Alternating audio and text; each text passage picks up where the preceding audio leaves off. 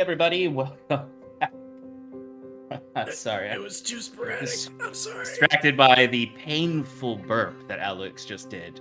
That sounded like he broke something inside of him. Well, the thing is, I had to keep it contained while it was coming out, so I had to like. I was gonna use an analogy, but I think the analogy's worse. So Yeah, I'm just gonna stop right there. For God's sake.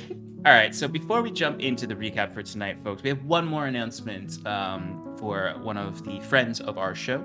Plot Hooks, our friend Samuel over there, and our very own Stefan have just released on DM's Guild a brand new supplement called Villagers. It has 75 pages covering 25 NPCs that are essentially look like everyday, ordinary NPCs, but secretly have some secrets that are pretty evil. So check it out. If you want to supplement your own game, you need some cool, interesting plot hooks with some villagers. Go check it out. They've been working on it. It's got so many contributors. It's really cool. Just posted the link in the chat for the DM's Guild, so go check it out, folks. All right. Let's jump into the recap. Last we met on the 30th evening of Luna and Gloam, the Snowy Shadow, on a Tolvizdag. The Wayward Five returned to the Leviathrok Order and said their goodbyes to Katya. But their time was not over at the Order, for they must wait for their caravan to catch up with them. During this wait, our heroes rest and make plans for what comes next. They learn a little about Seraphil's history as he inquires about this modern world he's been thrust into. Excited, Wiswick laid out all of the maps he's been drawing since he first came to the surface. Together, they make a modgepodge of the Trinwald Valley to help Seraphil recognize this new world.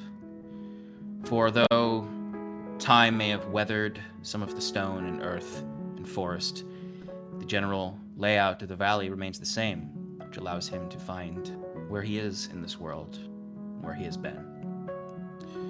During this time, Kiran spoke with the Ardent Eye, whose powers seem to remain, but he admits his vision has dulled. They talk of Ashk, and the Eye warns Kiran of the dangers he plays with by binding this god to him. At some point during these 3 days, Wiswick decides to scry on Scarlet. He does not find her imprisoned within a flesh chamber, as he saw before, or being tortured at the hands of the grisly creatures of the Cirrus within the headquarters of the Crimson Court. No, she is simply eating a bowl of porridge in an empty and plain wooden room. She wears plain thread clothes and stares absently at the walls. In front of her rests her weapons, the only things really out of place in this simple dwelling. The fierce soul hammer, crafted and gifted to her by her blacksmithing master, Senric, now looked defiled by a large spiral carving etched into its runes, the mark of the Pallid King. The dagger she crafted herself from the shattered shards of her father's dagger now hosts some living ichor that corrupts, and small tendrils reach off of it, attempting to grasp Scarlet's hand as she eats. Wiswick watches this and tries to find out any clues he can to where she is. All he hears is there's commotion outside of this room, sounding much like activity in any kind of bar or establishment. And outside, the heavy steps of a patrol on freshly fallen snow. The last thing he does is he attempts to send her a message. Really to see if she would react, and to see if she was still in there. It did catch her attention. She turned and looked confused. She reached for the dagger and hammer. As the dagger came to her hand as if magnetized, living armor splintered from her body and the dagger, covering every inch of her except her clouded over eyes with living armor. Here she simply marched out of the room through Wiswick's scrying eye. He relayed this information to Curon and questioned whether or not they would be able to save her. Which Curon hoped with this new power from Ilyuvania they would be able to. Finally, on these 3 days, they planned to perform a ritual with Timber to contact the corrupted Lou trapped within his soul. This corrupted god has proved to be a problem for the party and for Timber, a danger to all of them and everyone around them. And they decided that they must find a way to speak with this creature. But they wanted to wait for their caravan to arrive in order to question their new found chained god, Ashk. And through goading and smirks, the trickster god did tell them and it did answer their questions. They learned of the beauty of the original Feywild, of Ashk's nature, and mysteriously of Wiswick's god, Noldegra, who himself is also chained. Timber would use the descriptions of the Feywild to craft an elegant trap for Lou. They traveled deep into the mountaintop to find a secluded and safe meditation hut to perform this ritual. They bound Timber within a wall of force and a magic circle in case the ritual backfired. He proceeded to cast Dream on Lou himself. A dangerous and bold plan. Timber found himself with Lou in this dream, where he reconstructed the uncorrupted Feywild to remind Lou of his home and his origin. He then proceeded to help Lou bring back memories, both good and bad. This ritual began to work, but there were some setbacks, and an even deeper setback when Timber mentioned the Pallid King. Suddenly the vision twisted as he lost control of the dream. The forest withered and burned. Lou shrank to a pup, and a stranger in yellow appeared from the forest. The creature followed relentlessly and grew twisted into a dark horror as Timber tried to protect the vulnerable Lou. Outside of this vision, this dream, Timber's form was rapidly changing as these spirals plumed out like smoke to conceal him and hide him from his companions. Unsure, Curon reached out to Timber to see if he should take him out of this meditation, but he asked for 1 more minute. Timber promised to Lou that together they could slay this monstrosity, and in a final moment dashed his kunai Inkswell at the creature, sundering it and reclaiming the dream. The pup stayed and seemed grateful and accepting of Timber's help. And when he returned from the dream, Timber felt they had made progress in redeeming Lou's corrupted soul. They talked briefly about what happened, but this is where we left off. It's late in the evening now. Cold, there's a light snowfall on the mountains. What would you like to do?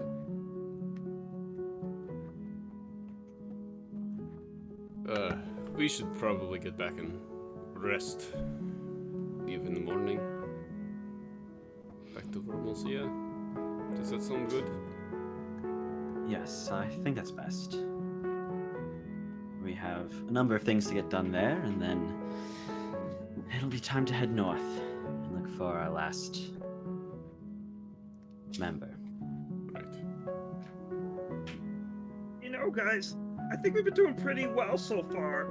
I mean, we made some new friends, and you guys have seem to be getting a lot stronger. I mean, I learned a lot of new spells, so I don't know. Do you guys want to celebrate or something, maybe, before we go? Let's celebrate it back in Vermilcia, Wizard. Also, Yeah, you're probably right. It'll be more fun there. Yeah. Also, I very much appreciate you assisting me in this endeavor. I mean, honestly, I'm just really proud of you. I thought that you were gonna die or something, and like I thought it was gonna go way worse. What, you didn't trust Kaze to be able to withstand the corruption? Well, I mean, he doesn't have the best track record, but let's not bring that up. Well, I don't know. I'd say 2 transformations out of how many instances of violence? Right. A lot of Statistically speaking, I think Kaze's done very well for himself. But either that doesn't way- change the ever-present danger. Correct. Either way, sorry to bring you in all of this, Serathil. But It's actually quite all right. As Serathil, like this whole time when they were talking, kind of like lifts up as he was jotting stuff down in his journal. It's all intriguing. I've only heard of the wilds and the Fae, but I never quite actually studied it. It's interesting to hear of Lu the god and you actually communing with him. Well, it's less communing and more residing in the same body. right. Of course. A book on the Feywild, but I think Stefan gave it away. Sorry, Kieran gave it away. I don't give away everything. Just currency. We have a lot to explore in Vermilcia. If you would care to join us, Serathil, might be intriguing for us to. Vermilcia, just shifting through the notes and pages that would Wiswick gave to him. Like, yes, I see it on the map here. Forgive me, I don't recall it by this name. But if this is the region, it may be an older site, but it is closer to something that I want to. Yeah, I would like to join you. I would love to join you. It sounds like a lot of history you need to catch up on. Kieran will be able to. Sorry, Kieran, I don't need to speak for you. You all seem like you've quite weary from especially yourself with the encounter that you just had. Don't worry about me. I have plenty of reading material to suit me for the night. There'll be plenty of time for questions later. Very good then. We'll have a early rise then. I will recall us back to Oriel's Manor and we'll go from there. Sounds good? Sounds great. Cool. Long rest. Initiate. Okay. Yep. As you guys return back to, you step down from the mountain. It's a bit of a ways away. You get back to the order, and people are still kind of not celebrating, but just sort of feasting and enjoying the evening.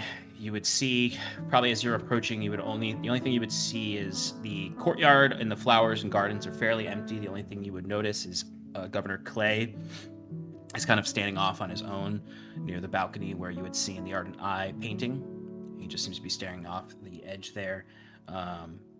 Inside, you would find the monks of the order all on one side of the room, and then alone at a table, just gnawing on some food with his own flagon, is Ashk, as they're all just sort of keeping their distance away from him as they sit across from each other in this chamber. But if there's nothing you want to do here, you can easily go to bed now. Yeah. Cool. Yeah. Thanks.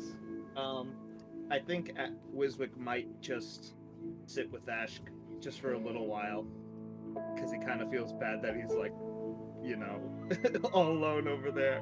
But he's just gonna have one drink and then go to bed. Okay. Great. All right. So you all go to bed after having a drink and maybe some food, and yeah, easy enough to do. You wake up the next morning. Kieran, you wake up 4 hours early as per usual. Awesome. Is there anything that you'd like to do in that time?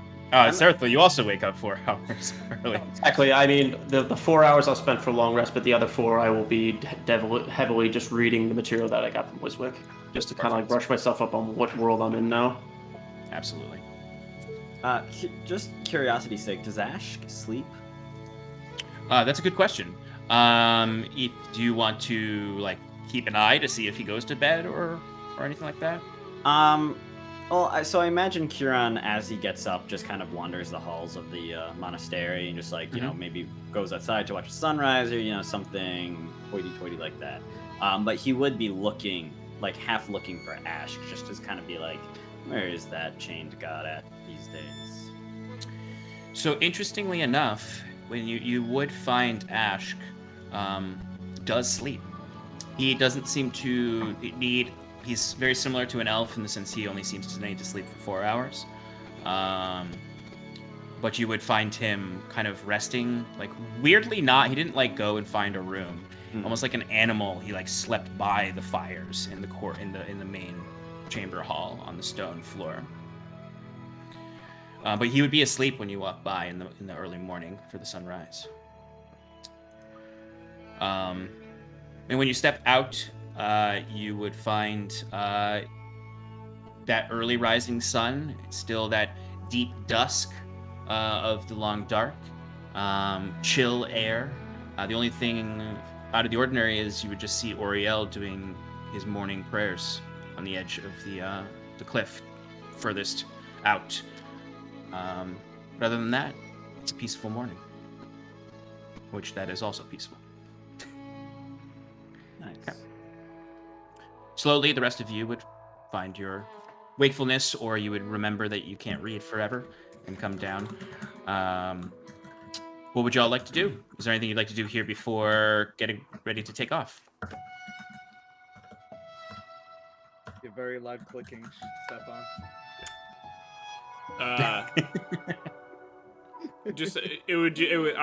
Timber would find Nkala, say a quick goodbye, and then meet back up with the group. But nothing important. Okay. Yeah, you would easily be able to find Nkala, and it would be Nkala. You would even find Parthiel there, thoroughly recovered from the ways that you've helped him. You would also be able to say one quick goodbye to Katya as well, who's with them. And you would gather up. Kiran, is it just, word of recall, it's just like teleportation circle, right? You just do the magic? Yeah, I think it's just an action at this point after you spend the... I was gonna ask Sean, how big is that scale? Because I think teleport is only a 10-foot cube. There's also You a and up to chance- 5 willing creatures within 5 feet of you instantly teleport. This is why the wizard takes teleport too. So let's see, Sarathol, Timber, Wiswick, Oriel. So actually, this works out with what I already planned. In the morning, Oriel would visit you and speak to you, and you'd say, as you're preparing, I imagine just preparing I the have ritual the to return. sanctuary spell as well. Sorry, No, sorry. no. You notice that your carts aren't with you because you also can't teleport the carts. The carts have been sent back down on the lift, and Gil and Rosen are not there. And Oriel would say, well, this has been quite the adventure. I'm happy to be going home, but I hired some kobold hunters to take Gil and Rosen back with the carts. I've assigned them to do some work in Nephrodala on behalf of the Empire before coming back to Vermilcia. But I suppose it's time to go. Yes. If there's nothing else, Kieran says, looking about. And then he just takes the staff, taps it in the middle of the group. It goes... The screen gets really white, and then... And then you just see like the Ardent Eye and the Ardent Huntress, like, and Katya, and like all of them just waving in the background, like, bye, bye, thanks again, I'll bye. never forget you. Excellent. Something like that. Yeah. You would all feel the familiar sensation of teleporting that you've felt before. Our whole body's being ripped apart and then put back together. Yeah, and it's less like Wiswick's teleport, which is very much like your body's ripped apart and put back together, and you feel that way when you get back. It's more like Kiran's staff absorbs your essence and regrows it outside of the Telwood Hama in the sanctuary. And so it also has a really, you're definitely very nauseous when you get back, and like feel like just a little sweaty, maybe. But no, in a flash of light, you find yourself returned to Vermilcia, the Red City, within Governor Clay's estate. You were in that kind of half-circle pillared veranda where Kieran had set up this sanctuary.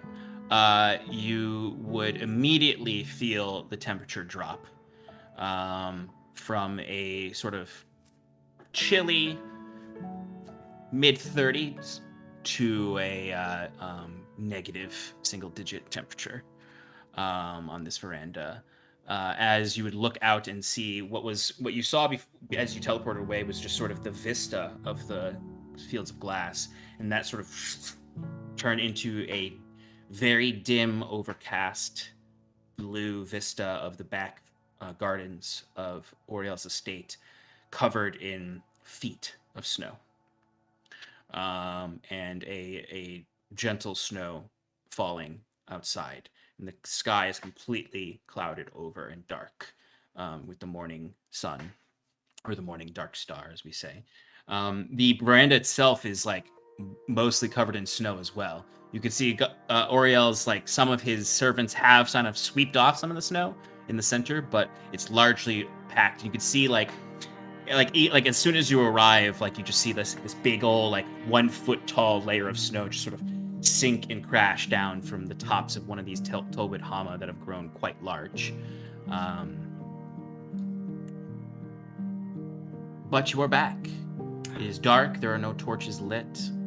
The only light is kind of these small, little scintillating star-like lights floating around from Kieran's sanctuary. What would you like to do? Oh, crap. I left my cloak on the cart.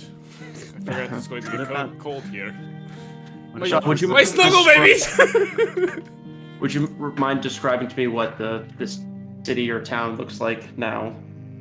Just for me to know, absolutely. after what I read in your notes on what it used to be. Yeah, let me grab my map.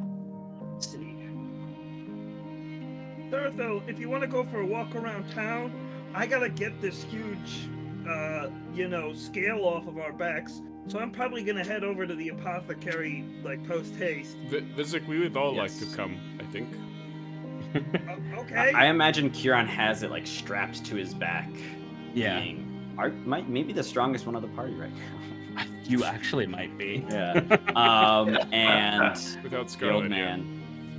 And Kieran would actually say, "Yes, Seraphil, you had said you had worked at the, or you were familiar with the Chromantis hinterlands, correct? Where the Lace Sanctum erupted?" Yes, very familiar.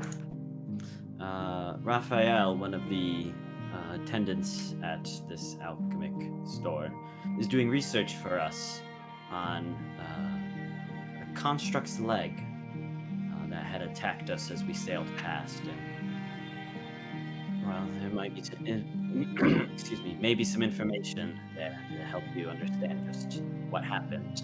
Construct's leg. Would that do anything? Would that click anything, Sean? Or no? Okay. It's like that's not sure why construct it. So much time has passed. It's hard to put what's together, but Serathil, give me a quick perception check just for looking out the veranda to see kind of what you notice of the skyline. it's a skyline, all right. 2. It's quite cloudy out, and there's thick snow falling, so it's hard to really get a good image of the city. From this spot, you can tell that you're high up, and you do remember the city of Hostra Anima was kind of like Minas Tirith-like, in the sense that it was built up a slope of a mountain. And this city, even though you can't see much, does reflect that kind of terraced aesthetic. And you just sort of see these silhouettes of spires and large buildings that you don't really recognize the architecture, though. It's very different if this is truly Hostra Anima. Right. Yeah, with that, I'm kind of just foggy on it too, just with all the reading I did last night. And just remembering back my mission with the Lay Sanctum, I kind of disregard kind of like the geography where I am, but I'll agree with Kiranbek. Yes, I did extensive research on that Lay Sanctum. So if there's somebody who can give me more information to it of its nature today, perhaps maybe I can help them be of assistance as well. Well, fantastic then.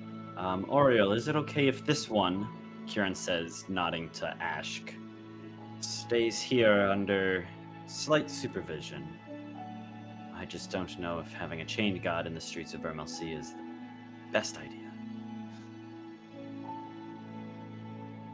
I believe you're correct in that assessment. Don't like it, but we can find a place for him to rest.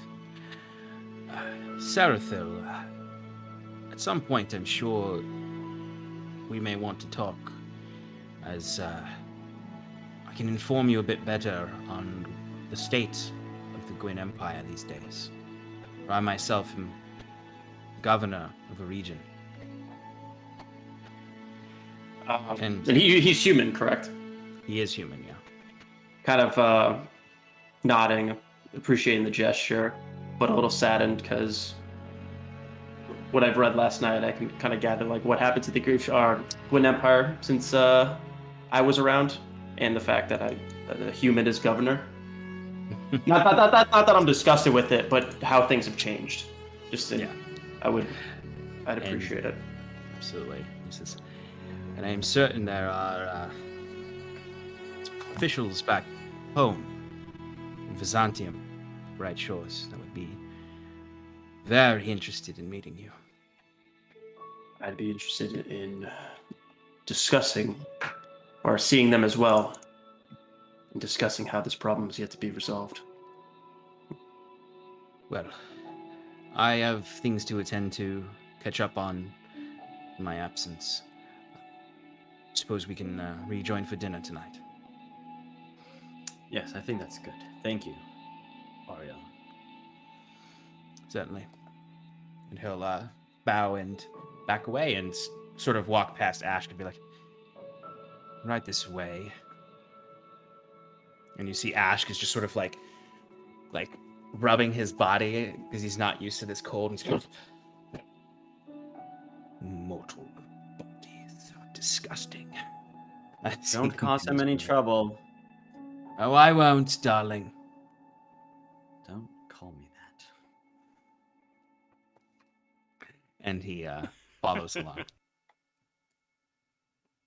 So you all are alone now in the dark chamber and can go about your business. Shall we go to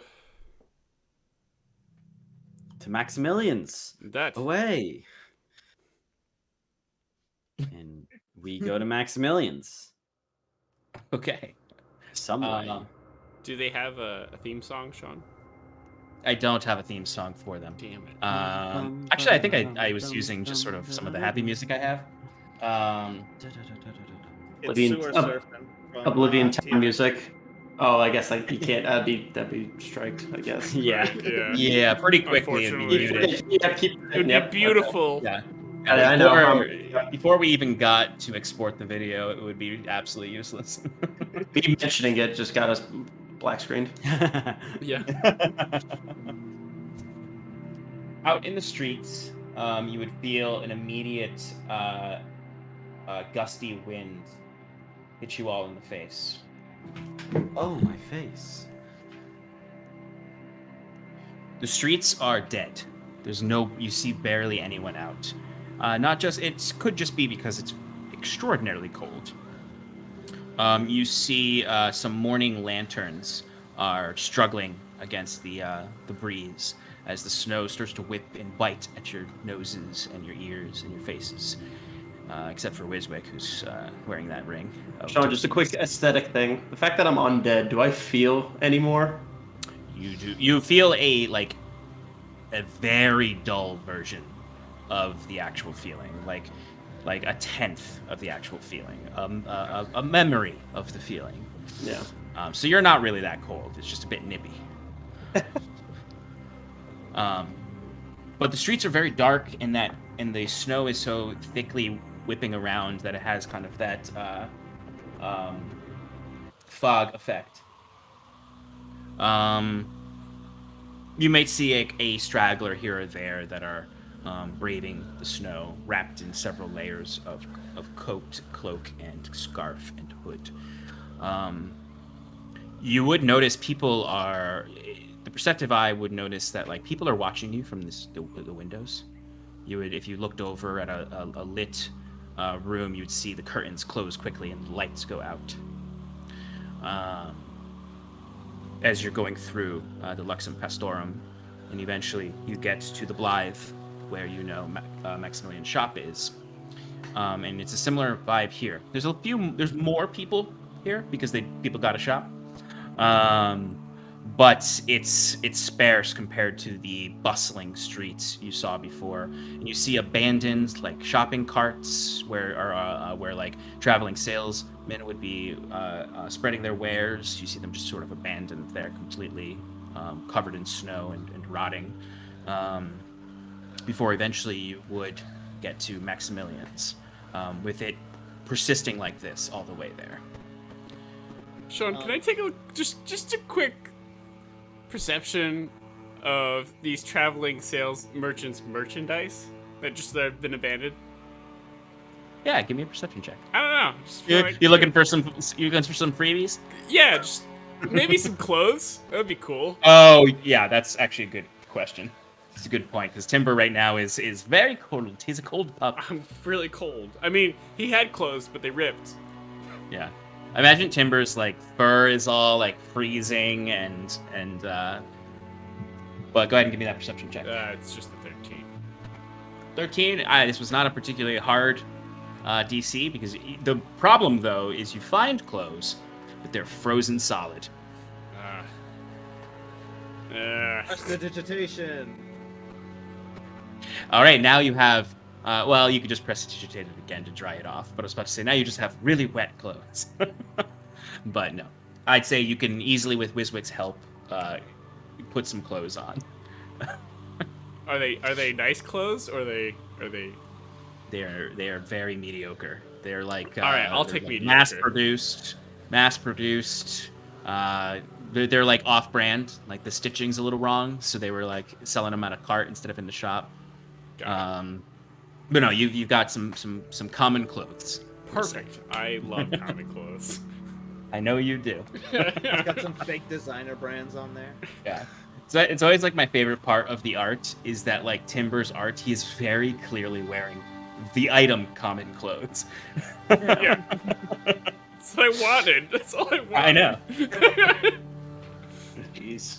So did Raphael give me any instructions when I told him that we were coming? He would have pretty much written back and just said to bring it directly there, and that he had something prepared to hold it there. Seraphil, while walking through these streets, you would start to notice things that remind you of Hostra Anima. You would start to notice that these buildings are built amongst ruins. And you can see familiar architecture in these ruins, where you can see just sort of these jaded, age-weathered statues or pillars or foundations that they've either makeshifted their homes into, or have just sort of like combined with their architecture. So you'll see like a shop that has like a tarp that normally that like is like where their goods are sold, and it's sort of a tent tarp that's like attached to the building, and then like also like leashed onto like what is very clearly a like ancient statue of your people. And generally like sometimes where there were walls of your city, they're still here. You'd even see like at one point when you enter the Blythe, you would pass over a deep canal that they use to connect the two rivers. Your civilization probably hewed this canal. Yeah. And they have makeshifted it into their own. Right.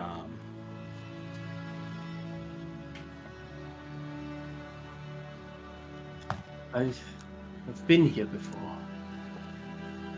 Sad how the mighty has fallen over this time. The city Yeah. was once a sprawling source of academia. It's known as the Garden of the Mind in the old Gwyn Empire. I studied here for several months. Such a shame when people don't respect their history. I mean, the way these people build around the ruins like they're just a support to work off of, not really caring about, the olden ways. Well, if I may, these people are human, not Gwen. Still, I mean, I just don't like to see ruins, defiled like this. There's so much knowledge that we could have learned about the Gwyn people. Well, just take a boat over to Byzantium and you can learn all you need to. Oh.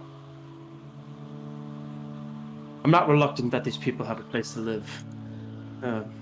As a hermit crab finds a new shell bigger to make it its home, I do not frown on people trying to survive.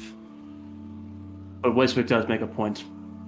I just miss the potential of knowledge that could have been shared for the city that I knew.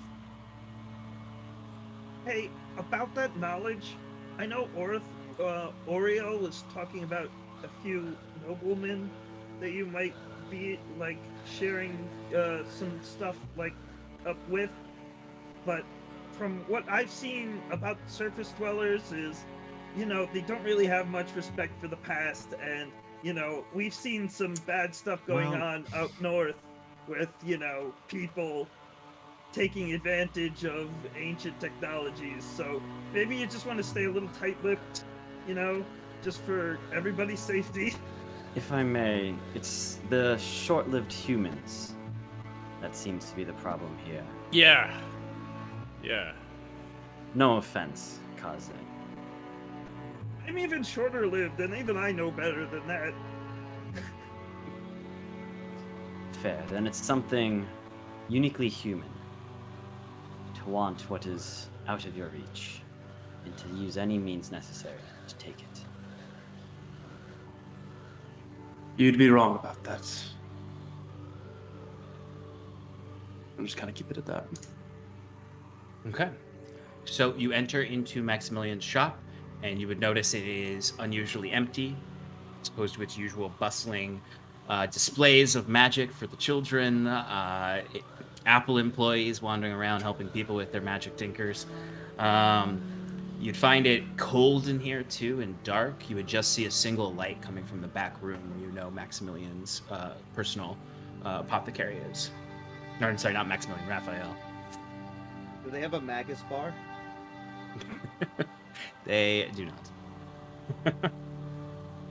Hello, Raphael, it's us, the Wayward Five. We've Delivery. come. You hear just like, oh. As you see, it seems like he may have just woken up, as he may have been in and out of a nap when you came in. And you see kind of the door kind of stumbles open as you see, for description for you, Sarathil, an elderly Leonin here, a lion folk here, who kind of stumbles out. You can tell he's very old. He's sort of crooked over, bent with a cane. Streaks of white all throughout his fur. Or several old, ancient, well, not ancient, but old, scars from his apothecarian experiments potentially gone wrong in the past.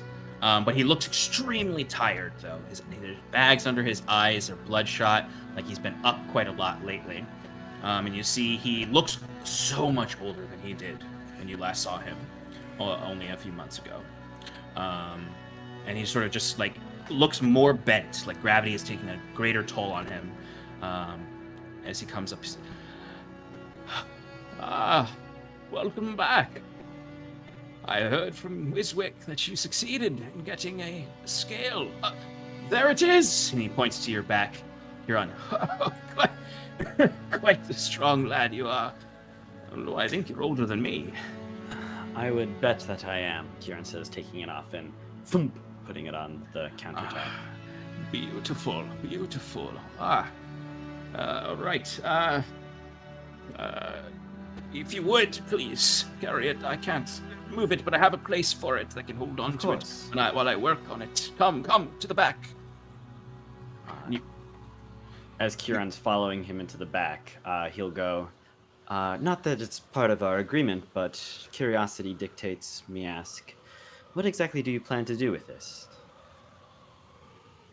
Can I follow them in the back too? I mean, not, Yeah, I imagine we're all going. You all can. Yeah, okay, sorry. Yeah, Yes, we're all he going gestured to all of you to follow him.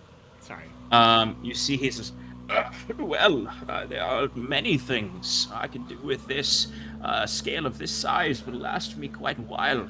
Unless, of course, I would craft armor out of it. But I'm no smith, nor a smith who deals in live parts from a creature. No. This, you see, and he says, kind of rushes you over and like points to this setup he has where there's kind of these 4 plinths that are there to hold it in place. So, all right, push it right here. All right. You see, he's like, all right, good. Oh, could you flip it over? It's on the wrong side. Can this parts of this scale be used for replacements in alchemical ingredients? Yes, some of it can. And you see, you look at the scale now, and you can see kind of like the side that was upright at first looked straight up, just looks like rock. But then the underside you can see now. And Timber, you wouldn't have known much about it, but you would have probably observed and written some notes about what you saw on this side. You can see like this much more fleshy piece on the underside, where you can see there is crystallized Titan's blood all over the place, which is essentially like obsidian for the magmic blood that's within the Titan that you all saw underneath the scale. That was rapidly cooled from your efforts. But you would see like this black crystal would have like a gradient to a colorful center where you can see like this blue flesh there, where you could see like little cilia coming off that were parts of the creature, and other like pieces of like this strange, what equates to veins that have been kind of ripped off with it, but are like almost a hardened tube that's almost like plastic.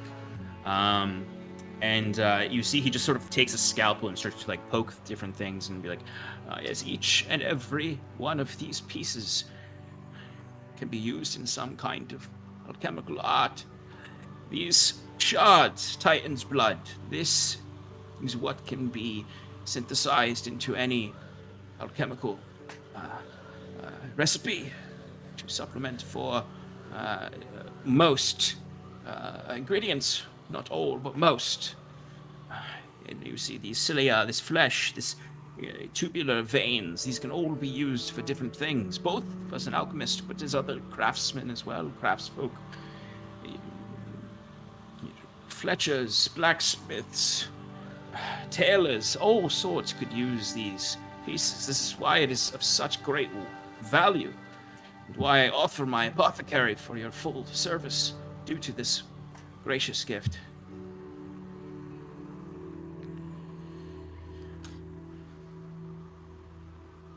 Okay, great. Where's the book at? The book was not part of this deal. You still have to pay for those spells. Whoa, wait, what? I thought I had free access. You said the apothecary was ours. The book is not the apothecary. This come lab on. is the apothecary. Well, we're gonna take our scale and be on our way. No, You have a nice day now. Well, wait a minute. I can offer you at least a discount on the first spell next in the list. Well, I still need to make money to run the shop, especially if you're going to have free reign of it for quite some time. So what does the free reign entail? Well, we will provide you with, if we have extra stock in certain potions, we will offer them to you at severe discounts, as well as being able to use the shop at any time, and all of our different certain grade reagents as well as our facilities in crafting your potions, as I know you are a gifted alchemist yourself. How was that book, by the way? Good reading, it was right? Great reading. I appreciate that. Yes. I will want to work on. I believe I promised that I would allow you to accompany me in my work with it and to do your own studies as part of this arrangement. That's correct. If I may inquire, Raphael, the scale itself, you said could be fashioned into armor. Yes, that's right. What exactly would that look like? Would it be like a +2 or a +3 plate mail? Or... Well, what are we talking about? You could fashion it into quite magnificent plate armor that would give specific benefits, be quite hardened. Would it impose disadvantage on stealth checks? I have a friend that gets very upset when I fail my stealth checks. I don't want to disappoint her. It will certainly provide you with a hardened armor, but I'm afraid the nature of the Titan is not stealth. Neither is it my nature. It would weigh less than your standard plate armor, but I'm afraid it is still rock scraping against metal. Well, would you know a worthy smith to craft such armor? You would probably need one of the smiths up in the Luxem Pastorum who serves the more wealthy clients. They may have carts down here in the Blythe to sell smaller wares, but to get armor of this nature, oh no, that would require services of an artisan, a master smith. But certainly any capital city of any of the kingdoms should be able to suffice, perhaps not in Tressex, but certainly here. I know there's a battle line, so I suppose you won't go to the northern reaches, but certainly here or in the Empire. So no one you would recommend, and I could get like a discount for? Okay, that's fine. No I worries. do work with some of the smiths, but these are hard times during the long dark. Of course. It's not typical times for discounts. Understood. Just the light of Illyvania sometimes gets you a discount, and sometimes it doesn't. It's fine. Not everyone's a member. I understand. I understand as well. In the chat box, choose the persuade option. The persuasion fails. Sean, I would like to cast skill empowerment on myself to skill empowerment on my persuasion skill. And I want to go up to Raphael and just What sort of spell did you just cast on yourself? I saw a little glimmer over you when you whispered the words. I'm just a little cold from outside. I just wanted to warm my soul up. You know, it's really like bitter out there. Yes, I believe I know a skill empowerment when I see one. Kieran is stifling a laugh. Look, me and you, we're both magic aficionados, and you understand that I would use call the myself tools a that are given master. to me. Not an aficionado. Though seeing your abilities, I imagine you're a master as well. But don't try to fool an old cat. Meow. If you must know, I took persuasion, not deception. So don't worry about me lying to you.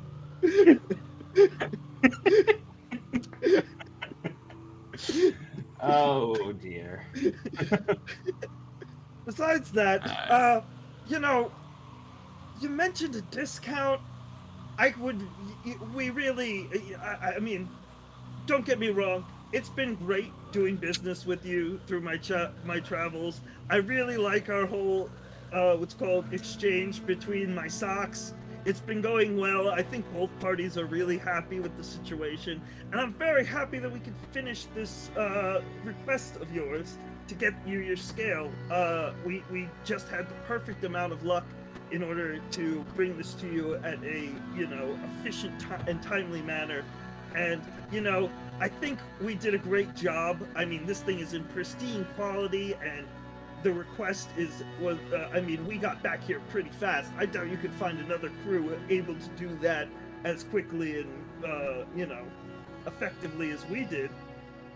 I gotta imagine this counts for something a little bit extra. Maybe just one free spell? Just one? You got so many of them! It only took you a month and a half to return, which is actually quite good time. I didn't expect you back for at least another half month. That being said, I am not particularly interested in this negotiation. I've already offered more than I originally intended to give you. And I've been doing research work for you over the last month and a half. Chiron asking for too much? Okay, fine. Just a 20% discount. That's fair, right? Wiswick, whatever it requires, and Kieran kind of steps in between them, goes, I will pay whatever is required for the deep gnome to learn the magics he wishes. I will give you a 10% discount. I apologize for him. I understand the mystical, magical arts of Maximilian himself are quite the temptation, and I don't want the poor lad to go broke. After he steps up, I'll step up next to Sarah, next to Kieran, and be like, I don't mean to be rude and to interject, but I don't believe we have met. I am Syrinscape, and I couldn't help but hear that you mentioned research you were doing, as I looked at Kieran for affirmation that this is what he was talking about. Yes, this is, as I mentioned, Raphael, who had done the research on the constructs we found at the Chromatis Hinterland. Chromatis Hinterlands, thank you. Yes, I did research on that necromantic construct leg that you gave me. We had learned that it is a vile abomination. Last we spoke, you remember, we learned that it is a rooting necromancy that rips souls back into the entity, the creature, the construct, and it is some kind of growing, living infection on these corpses. I've actually gotten a little further in the research, and while you were away, I actually hired a few adventurers to acquire a living sample. And then he kind of points his head to a set of curtains in the back of the lab. Might we have a look? Of course. Come with me. Does necromancy sound correct, given what I know? In what context? Based on the... Based on the plane that they were taking it from? Give me an Arcana check real quick. Also, Sean, while this is all happening, I would like to be looking at my book and also playing around with the scale and picking pieces off with Wiswick's pickaxe. Yeah, go ahead and give me okay, you could nature steal, check. You could steal my thing, but you can't steal my pickaxe. Also, Alex. I'm just gonna assume that I took it. You specifically last session told me that you put it back. I know. I'm stealing it again. I'm just gonna assume that I succeed on the check. I mean, your sleight of hand is plus 20, isn't it? It is plus 20, so. Oh my lord. So. I don't care. I want the roll. All right, let's roll it. Okay, roll me a perception check. Roll me a sleight of hand. 20, baby, come on! No. 35. 3. Good lord. Yeah, you got that pickaxe off of him. Go ahead and give me a nature check for the scale while you're working on it. Thanks. Arcana was 25. 25, great. So, necromancy is not probably the correct term for it. You are a master of necromancy. And the energy that came off of that lay sanctum, I think you could understand how people could mistake it for necromancy because of what it does, and especially with what they've described with this infected leg. As I was saying, I understand the affliction that occurs, right? Yes. The energy that you recall from the lay sanctum explosion was something foreign and new that you hadn't really understood at the time. Right. But yes, you would understand that this infection would be necromantic, and that does sound correct. Okay. But he leads the two of you and Wiswick, if you'd like to follow, into this back area. And you would find in there a table that has the same leg that you had that you had given him. And then across the room, you would find a thick bars in a cage holding a living subject, one of those undead, spatially displaced creatures. Sarathil, for you to describe this, it looks like a skeleton was risen from the earth, and there's these like black roots with green wiry lights under the bark, and this sort of rock accumulation, similarly black with green veins through it. You would also see that the creature is spatially displaced. So it's like its head is like a floating skull, and then there's like a whole chunk missing, and then there's like a floating arm, torso, legs, parts missing where it might not have one of its arms. Right. It looks like it's just affected by several sources of magic all at once. The one thing you would also notice, Sarathil, immediately, is that the grimy, weathered clothing and armor on this figure is immediately recognizable as your people. It's just iconography of it is it's not, maybe not at first because it's so weathered and aged, but this creature is a risen. It was a living Gwyn soldier or scholar or adventurer or whatever at its time. Exactly, from your time. Yeah. My God. How can this still be possible? As I'll get closer to kind of examine the creature. Oh, hold on, buddy. That monster came from the crazy land with the plants that like disintegrate and like, What was it? It was something like it sapped my constitution the last time I went to that land. Like, it might be poisonous if you get too close. I'm very familiar with the ailments that it causes, those that it spreads to. The area you refer to, I think I've mentioned this before, was the result of an ancient lay explosion, sanctum explosion. The Gwyn Empire at its peak was tapping into the power of sorcery, right? Yep.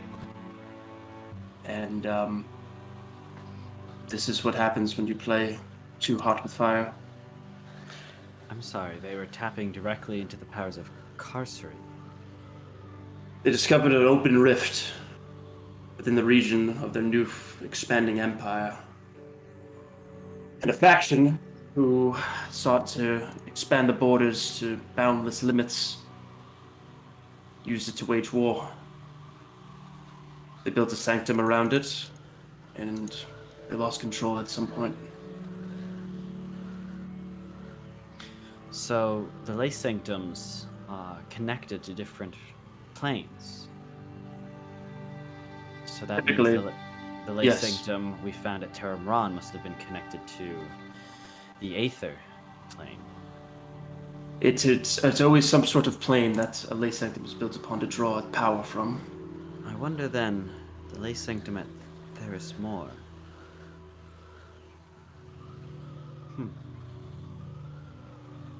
Interesting. Sarathil, as you kind of get closer to examine this creature, it like looks you directly in the eyes. You can see that skull is sort of like, it has like chipped pieces off of it that are just like floating out away from it. Yeah, I gotcha. And its eyes have these very small green points in them, like pupils, and it stares directly back at you. This is unusual for undead constructs. They don't typically have like facial recognition. The hint that these have been sinisterly, they seem to draw souls back. This is a good indicator of that as part of the necromancy here. Turning back to Raphael. Yep. What could you tell me about, how long have you had it here? This sample has not been here very long. I was mostly studying the leg over there, and then the adventurers brought this to me about a week or two ago. And I've only recently started to experiment to see if I can. At first, I thought there might be a way to reach the soul trapped within. With the leg, I've been studying the material that clusters around the creatures. Seems to be part of the process of extracting the soul from its beyond. Energies that emanate from these pieces, I can't study them long without feeling taxed and weary. Any more you could tell me about since you've had it? Anything unusual? I have noticed in my brief experiments sensations of recognition to stimuli external. Whether it's just reflecting a mirror back at it, or trying to tell its stories even. It has grown complacent, quiet. Not, I wouldn't say tame, it did lunge at me yesterday morning, but I would say something has changed in its demeanor the further it is from the hinterlands. Upon showing it a mirror that same evening, I heard it screeching and howling in the evening, as if in pain or misery. I believe it understands its condition. And maybe even as if it was torturing. Yes. I had surmised with Curon before he left that the soul is not just captured in the body, but it seems tortured. I'm just staring at it intently, kind of alerted, like pick up, like, the adventures that brought you this back. Where are they now? I'm sure they're still in the city. I paid them handsomely. I imagine they might be still staying locked up in the tavern they stayed in. It's been quite a challenging time for the city, and few venture out at night. This last 2 weeks, I would say. Any of them look ill upon their return? They certainly looked worse for wear, but I had believed it was because of the unfriendly conditions of the long dark and the long journey, and perhaps their time spent in the hinterlands to capture this that might have taxed them, but I believed they would recover quickly once relieved of the sample. I'm sorry, but I must go into the other room. I'm growing quite weary in here. Yeah, I think Wiswick will walk him out. Just say, like, Yeah, I know that feeling. We should really limit you. Our research isn't worth your health, buddy. He's right, but lead him out. Being too close to this sort of magic is not good on the body. It can lead to irreversible damage. Like a disease? Yes. But it's something. It's a magic that emanates or radiates off of it. That causes the illness. It's not like a virus or anything biological. Right, arcane in nature, but still, it might not be safe to keep this subject here much longer, Raphael. As he's kind of walking, Wiswick's walking now. I understand. I wanted to keep it here long enough for you to see it. And then he'll step out. Sean, Yes.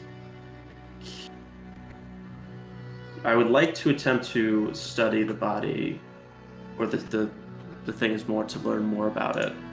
And I guess I'm asking the best way I could do that, either through an Arcana check, or if I just do Identify on it.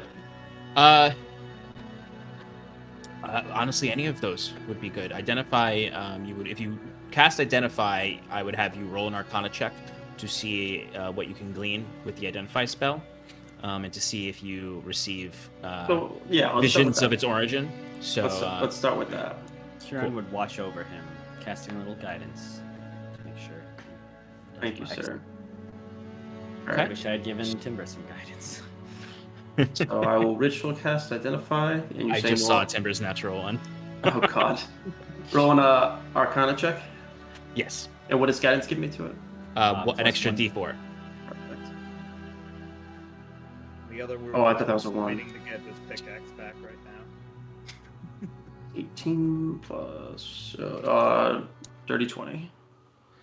Nice. Okay, that's actually what you needed to get to the vision. The baseline Identify spell does sort of get you this understanding of whatever is you notice that the Identify spell is particularly latching onto the material growing on the body. It is organic, despite looking like inorganic material.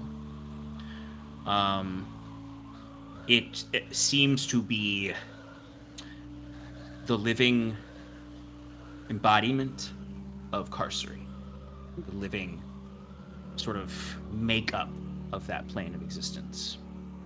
It seems to be part of whatever primal manifestation that plane exists within. But with the 20 for the Identify spell, you would get a glimpse of the creation of this creature. You would see something you did not know in your time, because it happened after your slumber. What they did with the wreckage of Ultimastra. In this vision, you would see the fog-ridden, cloudy ruins of the once scintillating city, the pearl capital of the Western Empire. Where the Lay Sanctum once resided, you would see a black tomb encasing it. Spikes all over, with large, threatening sigils all across it. And you would see around this are what is left of the city. Fallen spires, ruined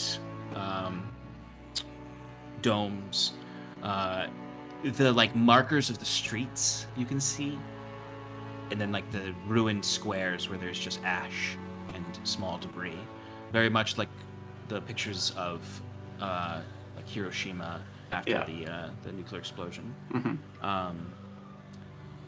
And you would see sort of the energy emanating in the air seems to start to concentrate in certain places.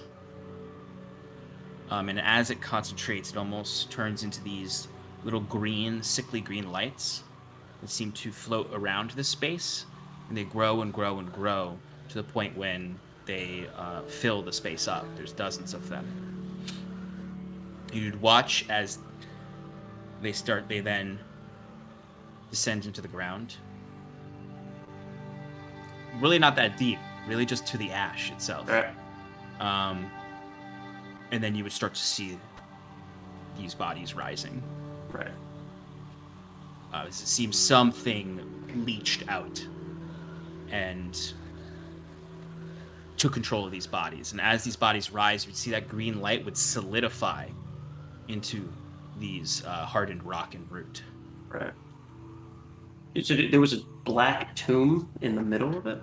Yeah, so it's essentially it's like the encasing around Chernobyl's plant, where there's just they essentially just constructed a massive. They just built a huge containment around the city. Exactly, particularly around the site of the explosion. Is it a wall or is it contained like Completely encased? Yeah, it's basically a dome that's been like dropped down on it or built around it, and there's spikes coming all off of it. Spikes are coming off of it. Mm-hmm. Okay. Like, did it look like the spikes were built as part of the dome, or they grew Yes. from the dome? No, they've been built as part of the dome. It looks like it's meant to be menacing, to deter anyone from entering it. There's no doors or anything Gotcha. like that. Okay, I see. I'm grabbing on now too. Yeah, meant for future generations who might Mhm. not know language to know this is not a site to excavate. I'll come back, pop out, and I'll ask the party, when you visited this site, tell me what discerning features you saw, if any. Large structures. I think Kieran's You- in there, right? Oh, if he is, then that's who I'm talking to. So Kieran, because I don't 100% remember it, will describe to him what he saw when he Legend Lorded it, which would probably be exactly what he saw when he identified it, or did Yes. so he also describes it and like the warning signs and everything. But he'll go, excuse me. When we passed by, we were told by river sailors that anyone that crossed the river to the hinterlands, well, they didn't last very long, and you could see the ruins of numerous settlements. But in terms of what we specifically saw from the shores, was nothing. Just what I saw when I cast my spell. These ruined settlements that you saw, Yes. did they look ancient, or would you say that they were built in the last 100 years or so? If you can take a guess. Combination. Some ancient, some newer. It seemed to be a combination of Gwen architecture and recent human settlements, I believe. Seems that they tried to contain this disaster, but if you're saying that there's a combination of old and new, the magic's still spilling out, Yes. and it needs to be resolved. Okay. I'll have to speak more with Governor Clare on his offer of talking to some of the noblemen back in Byzantium. But for now, I'll turn to the body, and I will attempt to cast remove curse on it and hope for the best. Okay. I would say with this, I would ask for another Arcana check. May Ilivanya guide you. Blessing. Or guidance. Fuck. Shit. Oh no. Add that D4, you might get something. I know, but it just hurts. 15. 15. You attempt to cast this this spell, and you see your magic does pass through. And the creature just like is like maintaining eye contact with you the entire time, like this, and you can even see the skull kind of like turning its head curiously, as if it recognizes you.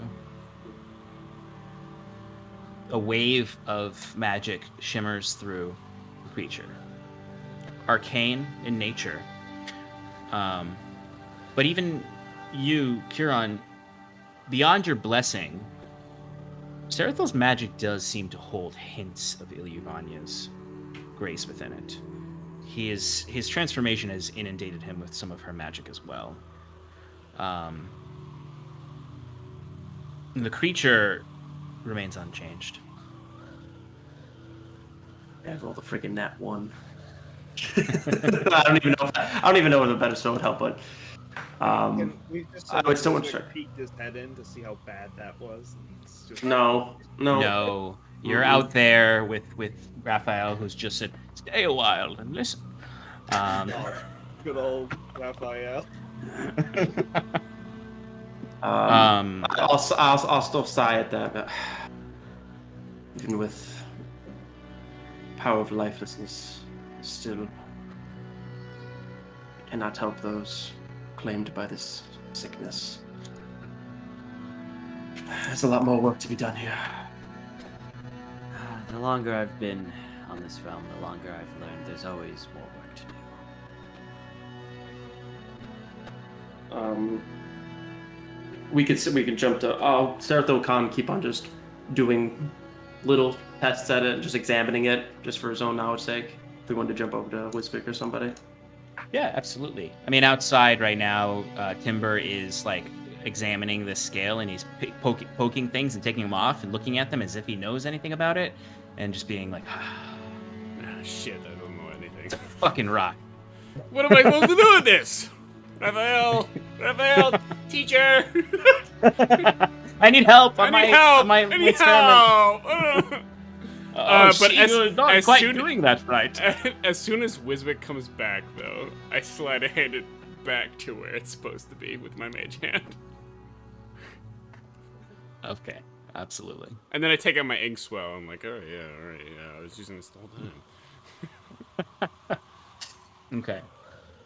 Is there anything else you'd like to do at this time in Raphael's? Would you like to move Yes, I want to. I don't know if this will help me, but I want to. I have enough components to make one longevity potion. Excellent. So using Raphael's apothecary, you gain advantage on all alchemy checks. All right. I would also like to do some shopping, Sean, which we can work with later, or we can Okay. do now. Up to you. We can settle that at the break, I think. Okay, cool. Yeah, if we're just getting free shit, Kieran's gonna pick up a few uses of True Sight Movement. Yeah, that's definitely qualifies as something you can get. From My this. plan was healing potions. Yeah, healing potions. I mean, it's just gonna be a matter of stock. So we'll settle like what the stock is, because he said it's the surplus that you can get, which there would be during the long dark of certain things. Could I also ask Raphael? You said it was dark times around town, and I mean we saw some abandoned carts outside. Is it the war? Like what's been going on? Oh, well, of course the war has its terror on society, and though it is the dark in the winter and the wars typically don't rage during these times, we've found the front to be particularly active despite these conditions. But more so locally, because we are far from any danger in the war. Though many folks' children, sons and daughters are fighting in the north. And that does bring a gloom over the city. I'm afraid in these parts and over in the Luxem Pastorum, there has been a string of brutal, beastly, grisly murders. ritualistic in nature, and whispers spread of cults and that sort of horror. Oh yeah, sure. That's fine. I'm immediately messaging Oriole Clay, saying, "Are you hearing this? I'm hearing news of cults and murders. You better watch your back. I have no idea where you are right now, but please be careful. You're all alone." People have been staying in their homes unless they need to leave, particularly at night. Has there been kidnappings or like, is there like a culprit, like, or is it just like a big mystery? Well, it has only been happening for a short time, so there are people looking into it, investigators, for the duchy. But they are, from what I have heard through the rumor mills, they are not disputes over muggings or matters of honor. The nature of the bodies upon being found grim, if the rumors are true. Horrible. And there is and religious connotations to the murders that has rustled people, as you might imagine. The bodies have been found in a display that is representative of the iconography of the Everflame. Yeesh. I really gotta tell Oriole. Yeah, that's kind of disturbing. I mean, we have some other things that we need to take care of. I mean, I wish I could be everywhere at once, but I'm sure that our buddies up in the high command around town, I don't know if you ever met our friend Oriole Clay, but he's kind of a head honcho, and maybe... I have heard of Governor Clay, a man from the Senate, representative of the people in the northern Bright Shores. Yes, an interesting man. Very interesting man, I would say. Why don't you just tell Kiran and Oriole Clay later, as he says from across the room. Wiswick, you would get a message in your mind back from Clay, and he would just be like, "You don't need to tell me, Wiswick. My precept, who is working in my stead in my absences, informs me of what has happened, and I am afraid I will not be able to join you for dinner tonight. I must stay and work over these images. I'm sorry, I will hopefully join you on the morrow." I don't have advanced sending, so I'm gonna have to leave it at that. Listen, do you know that Kiran talked to Sandario, right? Yeah, but it's cultists. They can, like, they don't really care about their gods. They're just like crazy people. No, you're right. know? You're right. You're extremists. Yes, yeah, I got it. Zealots. Zealots, I thought it was. Okay. Is there anything else you'd like to do here? Or would you like to move on? Give me the spell book. That will cost you 1,350 gold for one spell. 1,350 gold. I'll take 20.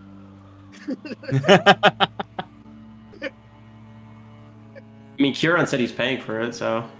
He said that, but it was more to shut up Wiswick. He has his own needs. That includes some new plate armor. I'll take... I don't know. It's going to take me a while to do this, right, Sean? Like...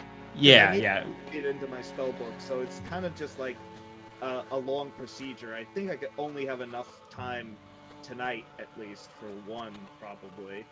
Yeah, I'd say before you have to head back before nightfall, you'd be able to get one, and we can settle which one that is during the break, unless you wanted to roll for it again, the way you did last time. I think that's kind of just the thing, right? Like, I can't just pick. I gotta roll at this point. It's set in lore. That's true. Currently, you have the Earthen Clap and Titan's Grip. And there are 1, 2, 3, 4, 5, 6 more spells in there. Alright, so I gotta roll a d6. Yeah, go roll me a d6. A 6, baby! Let's go! I don't know what that means, but it's the best one. I mean, one could be the best one. You learn, or you it's one that you can't use because it's too high level. Alright, you- I'll take it. That's fine.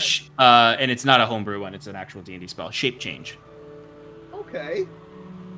I'm down with that. Pretty dope. Nice. It's a 9th level transmutation spell. Pretty dope. Oh. It's a big spell there. There's a big spell. Wait, ninth? You can cast 9th level? No. No. Oh, he just learned it. Right. Well, he has the equation for it to write into Right. his spell book once he can Right. cast it. Gotcha. Okay. So, Before we go, yes. I'd like to go talk to Raphael one last time quickly. While he's in bed with his tea. Yes. Y'all tucked him in for his afternoon nap. Yeah, right. It's like, thank you for allowing me to peer into your research. I know you owed the rest of the party here a bit of debt. But before we go, I must ask if you can tell me the 3 men or people that you sent to go on this expedition and what they look like. I fear for the worst for them, potentially. Certainly.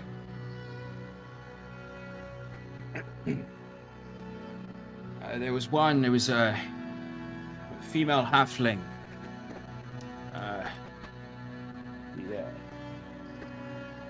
Shaved head, with some runic tattoos.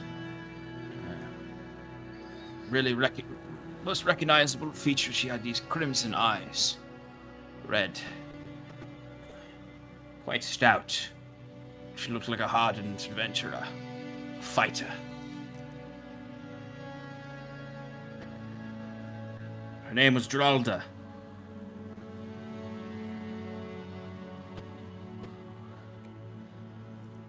Next was a tiefling fellow. A bit ostentatious. Purple-skinned, decorated horns. Auburn hair with golden eyes. And he could speak very eloquently. Wouldn't stop talking about his allergies. I don't know why I keep this information, but he was allergic to shellfish. His name was Eurazes. And the last one was an older human woman. Name was Grenna. I was shocked at her adventuring at her age. I couldn't imagine going out there. And even more shocked by the amount of daggers she carried. But she had short hair, nearly completely grey, black at the ends, or at the ends, yes. Very beautiful blue eyes. But I don't know what became of them. All I know is they were staying in the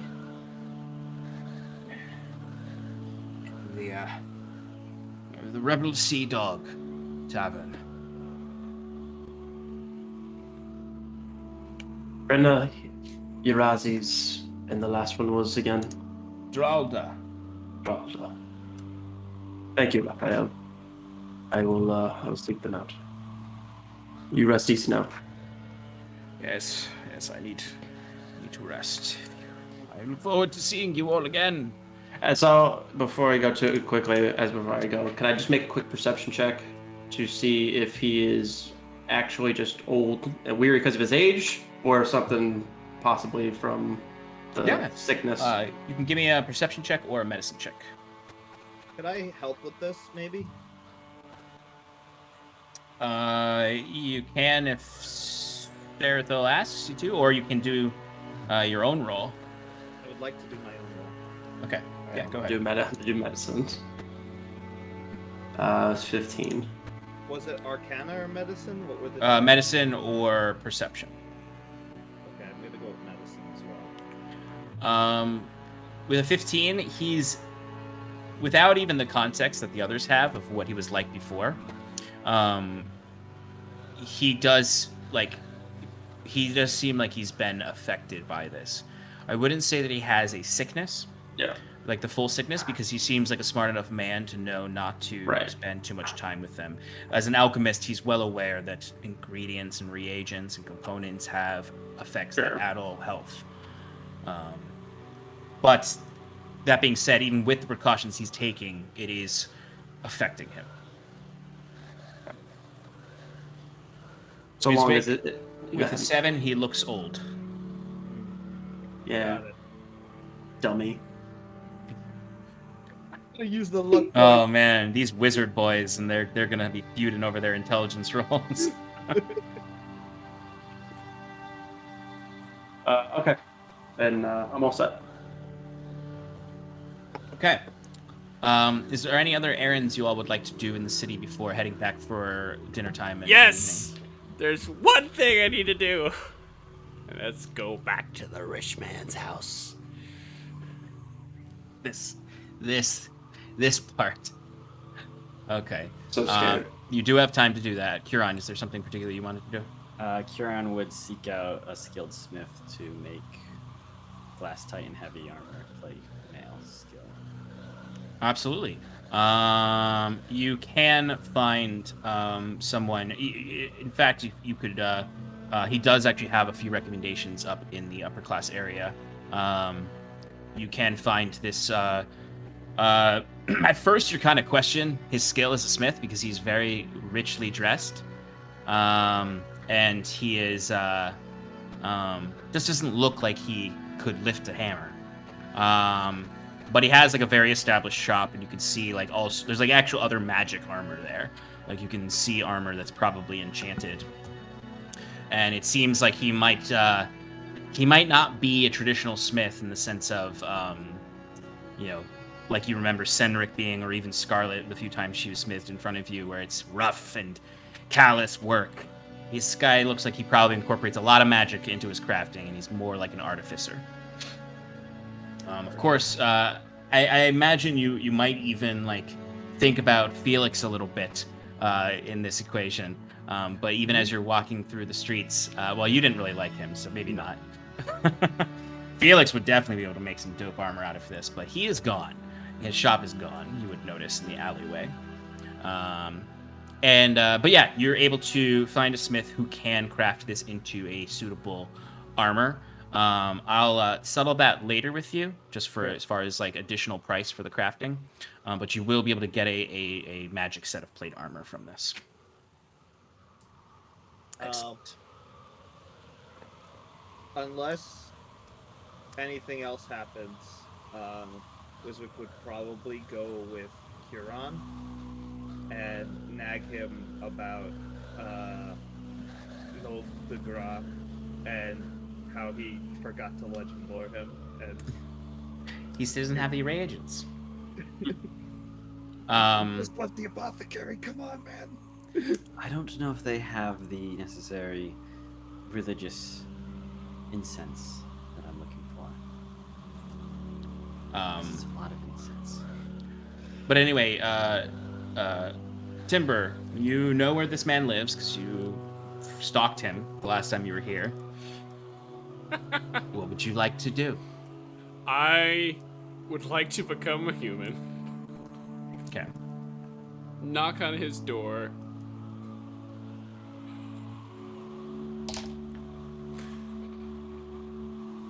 Really loud. Really loudly. It takes a few moments, and you remember he had like a townhouse manor, sort of like those really ritzy areas of big cities where people have like what looks like a small apartment building is just their whole house. and they're like really close together. They have a nice lawn in the front, wrought iron fence. You go in, you knock. Lights are all out in this building.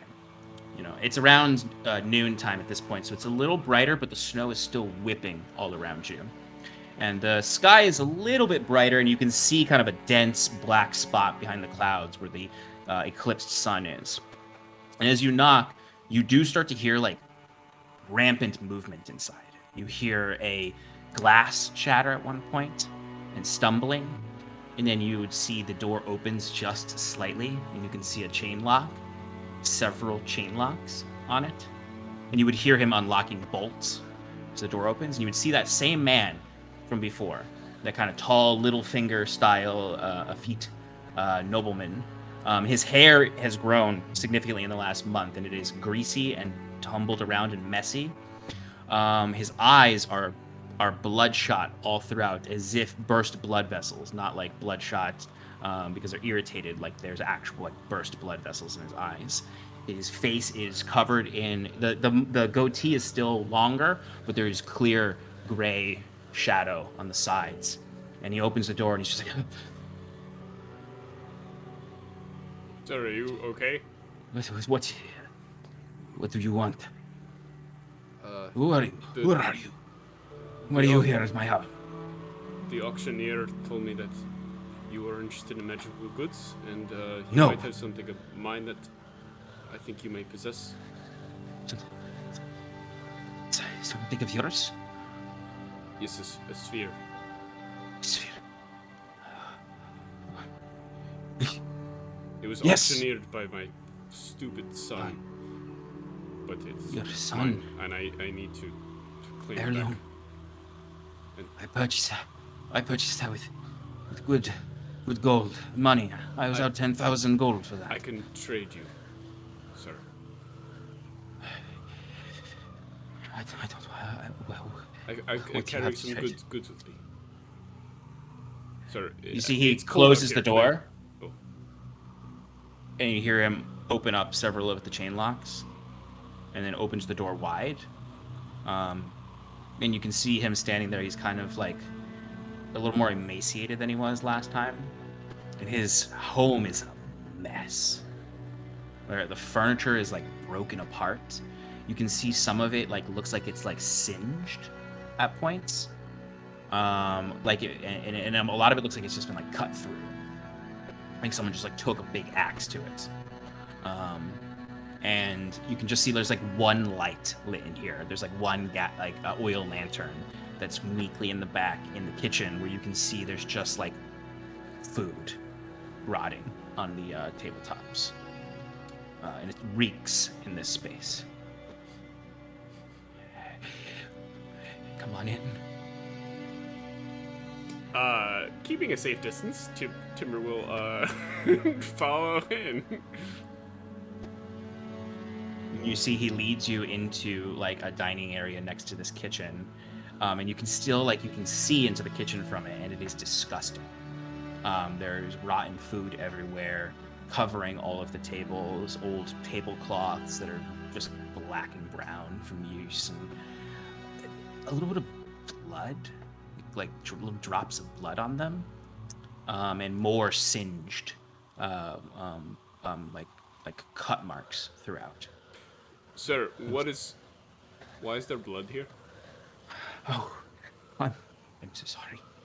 I am so sorry. With the condition of the place, I'm not usually like this. And you see, he takes like a handkerchief out of his jacket, and he Timber kinda, takes a couple steps back. Is everything okay? Yes. Everything. Excuse me. Whose blood is that? You see, he walks in there, and he just starts to wipe the blood with this handkerchief, and it's really just smearing it.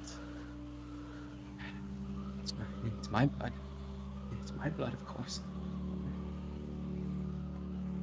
My blood. My blood.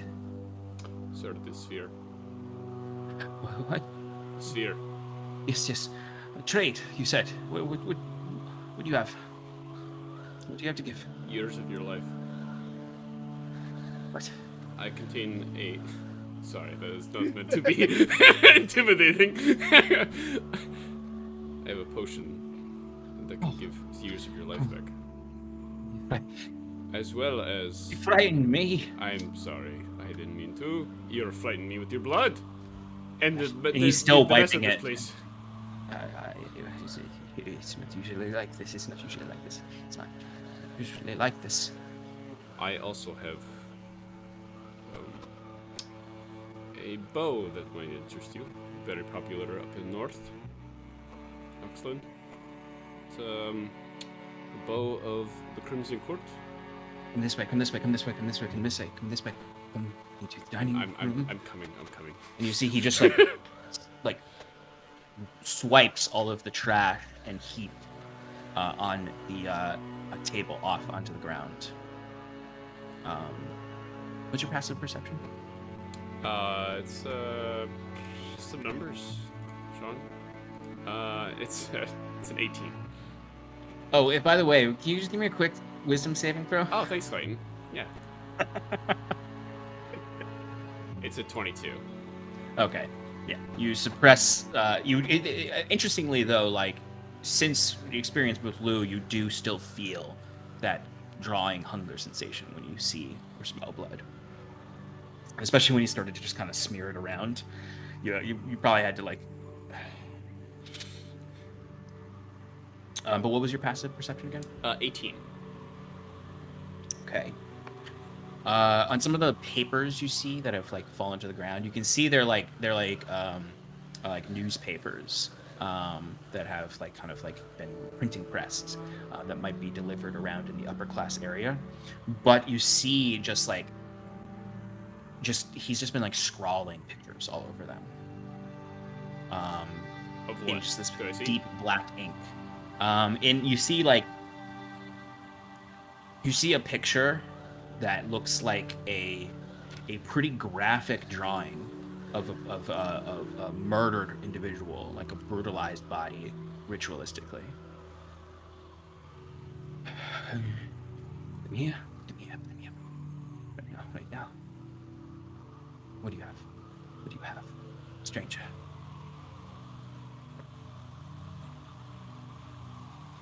Well, it look like you're defending yourself from something. So I have this, and I take out the Crimson Court bow. This is this very special bow. You can identify it. As well as all of these arrows, these strength arrows, plus these white arrows that I got with the quiver. And years of your life back. Using this potion. These are all very valuable items. You see, he starts to kind of like twitch a little bit, like he's having a migraine. Okay. Excuse me. And he's like backs away from you and like bumps into a bunch of like a bunch of just like furniture that's been ripped apart, and then kind of stumbles and things fall over, and then you see as soon as he's out of the room, he's just like running upstairs. While he's gone, Timber's just gonna take a closer look at the drawings or whatever, and just kind of keep an ear out for like any movement or whatever the fuck he's doing. Yeah. Give me a perception check with disadvantage because you're focusing on the papers. No roll needed for the papers because you're just right there. Okay, it's a nice 11 for paying attention. The papers have these illustrations of murder all over them. Particularly the one that stands out the most and is the most repeating is a picture of someone who is splayed out in a Y shape, their arms up and their legs together down, with their back. If you recall the blood eagle you saw way back in, their back is ripped open like a blood eagle, but the skin is ripped out to form the body into the 7-pointed star of the Everflame. And you see... Timber's immediately gonna put that down and be like, ah, shit. Okay, and then he's gonna take out the beads that he has. Which beads? The burnt prayer beads that he has? Oh, yes, that's right. But that's not the only thing you notice. Okay. Sorry, let me interrupt you. Scrawled across more of the papers that you look at. As I imagine you're just like picking them all up and looking at what you can find. Pallid King spirals. Oh. Got it. And as you're holding these papers and kind of stand up with them to look at them, you hear immediately behind you, "Oh, what do you have there?" I was just looking at your artwork. Do you have the sphere? And you see he's like kind of like cloaked in the dark, like just his face is lit from the one oil lantern coming from the kitchen. Timber's gonna play it cool, like it's not ominous at all. Nothing's weird. Nothing's weird about this place. And you see he holds the sphere up, and he does have it. Does this seem like a sufficient deal? Do you like? I think you should leave. Sir, don't do this to me. You see he steps forward and slams the sphere on the table. Take it. Take it. And you see he starts to gather up what you handed to him. You see he just sort of picks it up and like walks to the corner and just like drops it into a pile.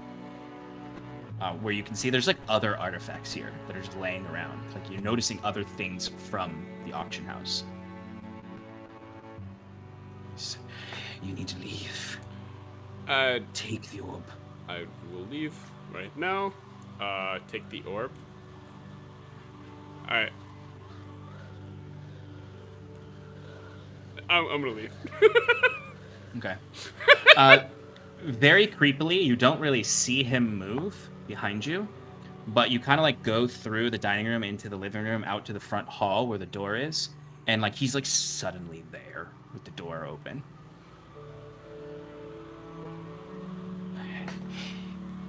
Please leave. That's not weird. That's just typical RPG and NPC things. You just teleport from room to room. That's fine. Hey, Timber's trying to keep his cool the whole time. Have a good day, sir. Everflame bless you. Everflame And he'll bless close you the as door, well. and you hear chink, chink, chink, chink. All the locks go. And Timber hastily gets back to his friends. Yeah. He immediately uses the orb to cast haste on himself. Yeah. God. Okay. So you all come back together. It's starting to get later now, as you've kind of been enjoying town in one way or another, purchasing goods, doing whatever. It's around 4:30, I'd say, that you get back towards the manor, the estate. It's pretty dark at this point. It's basically nighttime. We're so deep into the long dark that the sun is set completely by 4 p.m. So the manor is completely dark right now, with very few torches lit. There's maybe some oil lanterns that are running out of oil lit throughout. You go through that same street where everyone is. You like hear people locking their doors and the lights going off all over the place. What would you like to do? Timber. I mean, he's also like, you know, he's a little frantic because he's like, I don't know how to express this to you guys. Look, we should get some drinks to celebrate, but at the same time, this place is really creepy from the last time we were here. Kieran, do you remember that man from the auction house? Yes, the fool that threw his coin around with no need. Right. So I just got his sphere. And very he good. had, let's just say, his estate was, for a wealthy man, was very messy. He was also very creepy, ominous, and he had drawings of murder and the Pallid King, as well as the Everflame. I'm sorry, what? Yes. I played along. I did my part. I didn't want to do anything without you guys, but he also has a lot of magic items there, so maybe we should just I don't know, investigate at some point. If there's some kind of connection between the Pallid King and Zendario. Look, guys, this seems real important and all, but it seems kind of small potatoes. We've got our objectives, and I think our first step should be to get wasted, and then the second step is to report this to the authorities, and be sure to document all of the things that you saw there that you want as stolen goods, and we'll have it. We'll have a nice night. Let's and get not back. have to worry about all this cultist nonsense. Let's get back to Please. Absolutely not. If there's a connection between Zendario and the Pallid King, we need to find out what's going on right now. Some kind of pallor sets about the city. Pallor's not the right word. It's Some getting kind a of little late. darkness sets about this city. Huron, it is getting a little late. I think we should maybe try in the morning. So it's kind of like waits happy for hour, no one. right? Sean, Is it happy hour? Is it happy I don't hour? quite remember. Was the Pallid King a figure in my time? I don't No. remember. Okay, it was no, not. You Okay. don't. Yeah, no. I don't even know exactly. I've heard you use the name before, Pallid King. What is that? Are we still out in the middle of the street where it's cold? You're pretty close to the manor. It's cold. You're out in the streets, yes, right now. Okay. Let's discuss as we walk back, and maybe we'll scene change to inside where it's a little warmer. Yeah. Fine. As you're approaching, as he you would feeds me see- all the information that Yes. most people Uh, already know. As you walk up to the manor, you would notice that the only place where there are really like kind of bright lights still is the House of Healing, where you know Cal is residing.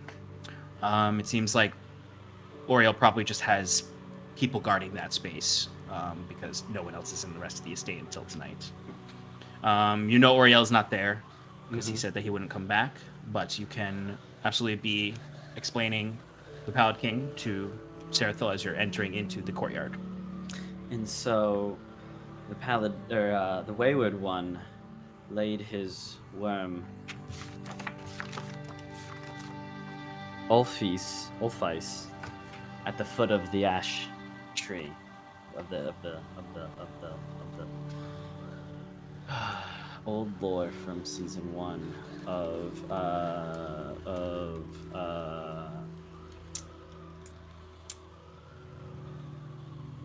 Dagda. The base, yes, The the Ash Ashkeeper. As a type of failsafe where his pet grew and festered upon the Feywild, corrupting it, consuming it, growing in strength. And it's from there that he will launch his assault upon our plane to continue the work of Hadric. At the same time, there's Hadric's Harbinger, lingering in Carcery, working from the shadows. More construct than God, it seems, but one that still plans to enact the Wayward One's ultimate goals of destruction of, or unification of the realms. I would know the Harvester. No, The the Harvester. Or Harbinger, sorry. Yes, you would know about the Harbinger. You would know that the Harbinger was a figure that was kind of like a general for the Wayward Got it. One. Okay. Okay. After telling you all that, like, if it has anything to do with figuring out about the nature of the disease that's coming from Carcery, I definitely have a suspicion that the Harbinger must have something to do with it. If there's more information at this place that Timber mentioned, I'd accompany you. Well, there could be, or it could just be another cultist lunatic that takes up our time and gives us no real answers.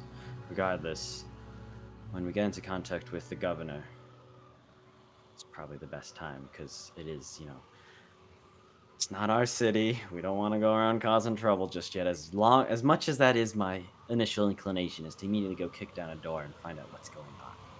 maybe a bit of tact is necessary. But So you finish this conversation as you enter into the main vestibule area where the long hall with the pillars that then leads into the other sections of the estate. Curon and Timber. No, just Curon, actually, not Timber. You guys kind of pass a corner to head to the kitchen area that you know of. Curon, as soon as you pass this corner, it looks like there's just this kind of like ash in the air that swirls and then settles down on the ground. And on the ground, you see this like splatter of blood that looks like the shape of a person, like Rorschach at the end of Watchmen when Dr. Manhattan kills him, and it just sort of is. It's just a splatter of blood that looks like a shape of a person. I wouldn't notice that. No, it was more so for the ash. You didn't notice the ash. Oh, Everyone yeah, notices that. okay. Yeah.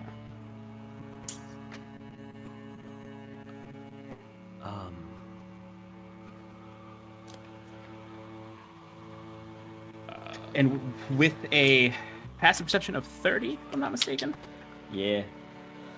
Someone stealth roll, which not I know. You would notice something like move on the ceiling. Like you just see the shadow of it moving quickly into the next chamber. If I may, can I cast, get this, fairy fire on the area that I saw the person, or the figure, excuse me. I shouldn't assume. Get on? As Curon does.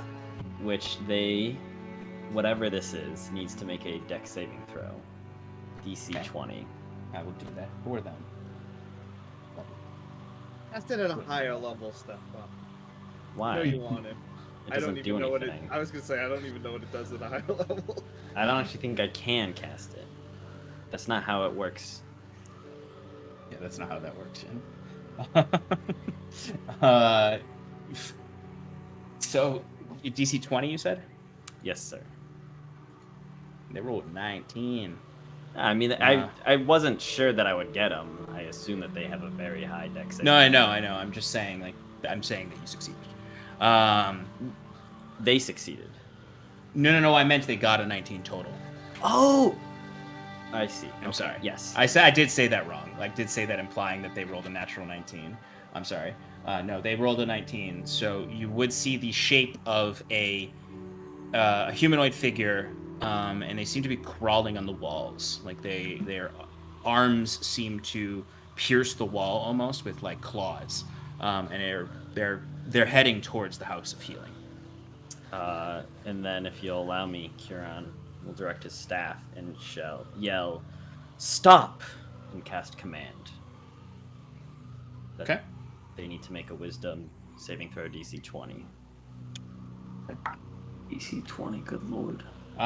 This individual is immune to charming effects.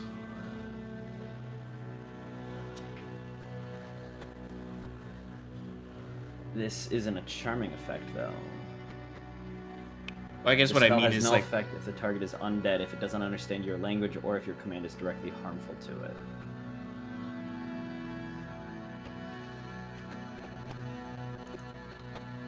Okay, what was your command again? Stop. Okay. All right. Then let's see. Their roll is. I did roll, but since it's not a charm effect, they do still pass it, just barely. They actually did roll a natural 19 that time. They keep moving. Curon points to the figure outlined in a violet light and goes, "Follow them!" and rushes after them. Timber chases with all of his movement.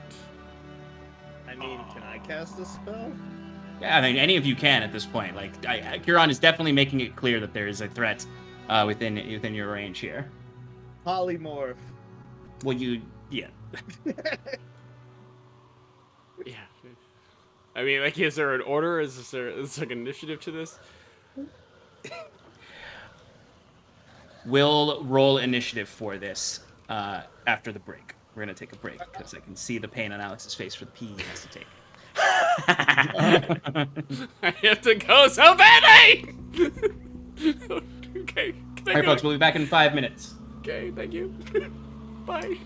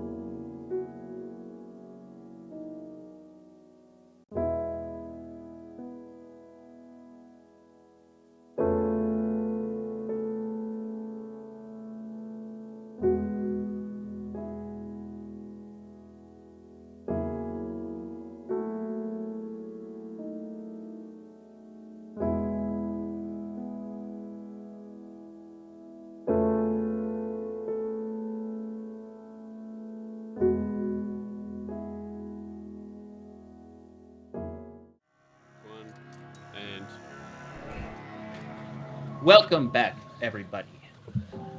We just left off on the start of an encounter where Curon has cast Fairy Fire on a shadowy figure that just fled from what appears to be a murder.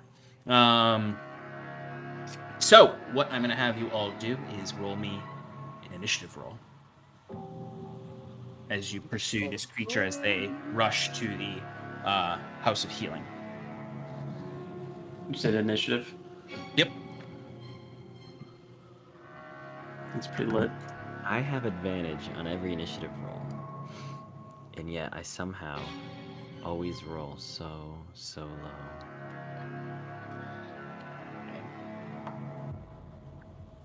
I'm real quick to the draw with an extra 2. Hey, I got a 2 and a 3. Nice. 20 to 25. 21. 15 to 19. 17. Wizards are quick to the draw. Really dexterous as they work. I got a fast wit. Okay. 10 to 14. 5 to 9. 7. Wow. What'd you get, Karen? 4. Fair.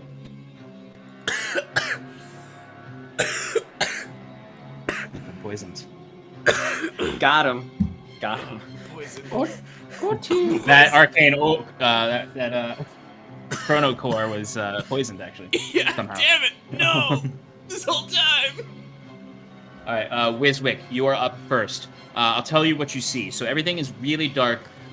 You're in like the dining room area, and the entity is crawling on the roof.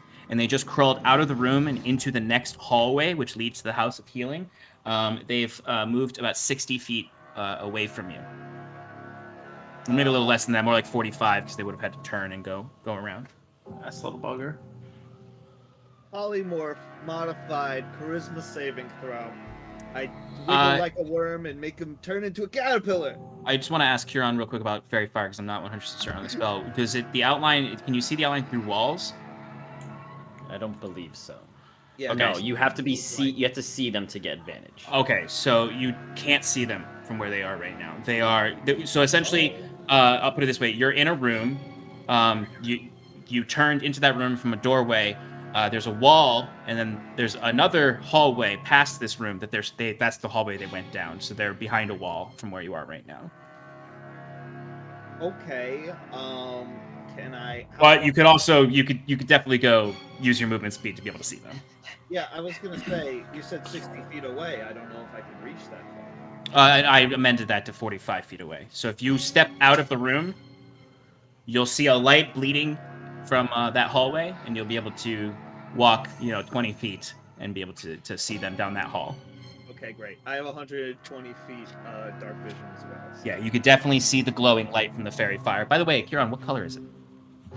It's a violet light, and it's outlined, and then shedding off of it is like this, twilight, purpley. Amethyst. Sure. Yeah, amethyst is a good way to put it. Okay, It's so you see that shimmering around a dark silhouette of this individual crawling across the ceiling. Yeah. Like that. I go to turn them into a bug. Please and thank you. Okay. Please. It's a charisma save? Charisma save, DC 19. Okay. They pass with a 21. Yeesh, okay.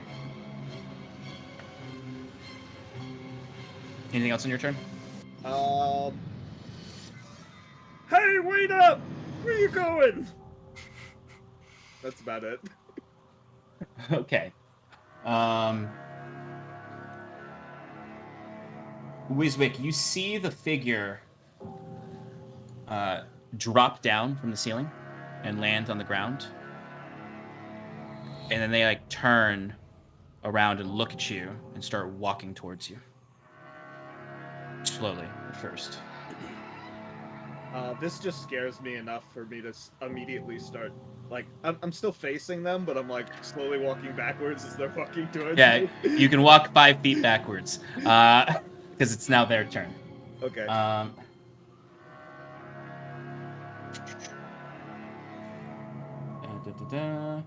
All right, so they are going to use their bonus action for that.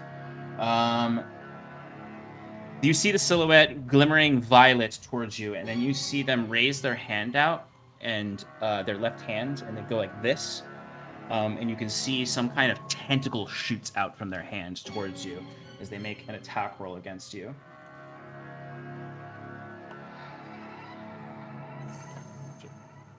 It's a 17 to hit. Okay, that hits.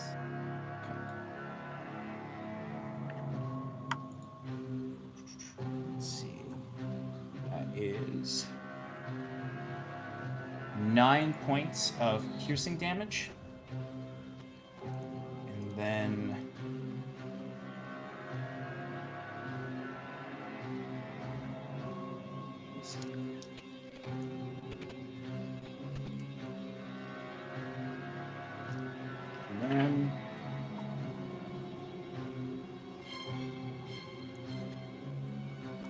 And then 18 points of piercing damage. Yeesh. Okay. Piercing damage. Well, what happened? Is it just the tentacle like stabbing me? Yeah, I'm gonna describe it. Sorry, my brain paused for a moment. So yeah, you see essentially like their hand. They don't look like they have tentacles. Their hands come out, and you see the left one flings out towards you. You see it extends from the hand towards you, and then you feel it pierce into your shoulder. And you look down, Wiswick, and since you're the only one who's seen it, you see this looks exactly like the dagger you saw Scarlet wielding, and as if that flesh that was on it is an extension of her and turned into this long scorpion-style tentacle attack on you. Oh my god. And then you see it. She pulls you forward, and I need you to give me a strength saving throw. Okay. This can't be happening. Is that like your NPC reaction when you get hit damage? This can't be happening. / this can't be happening. Stop. You violated the law.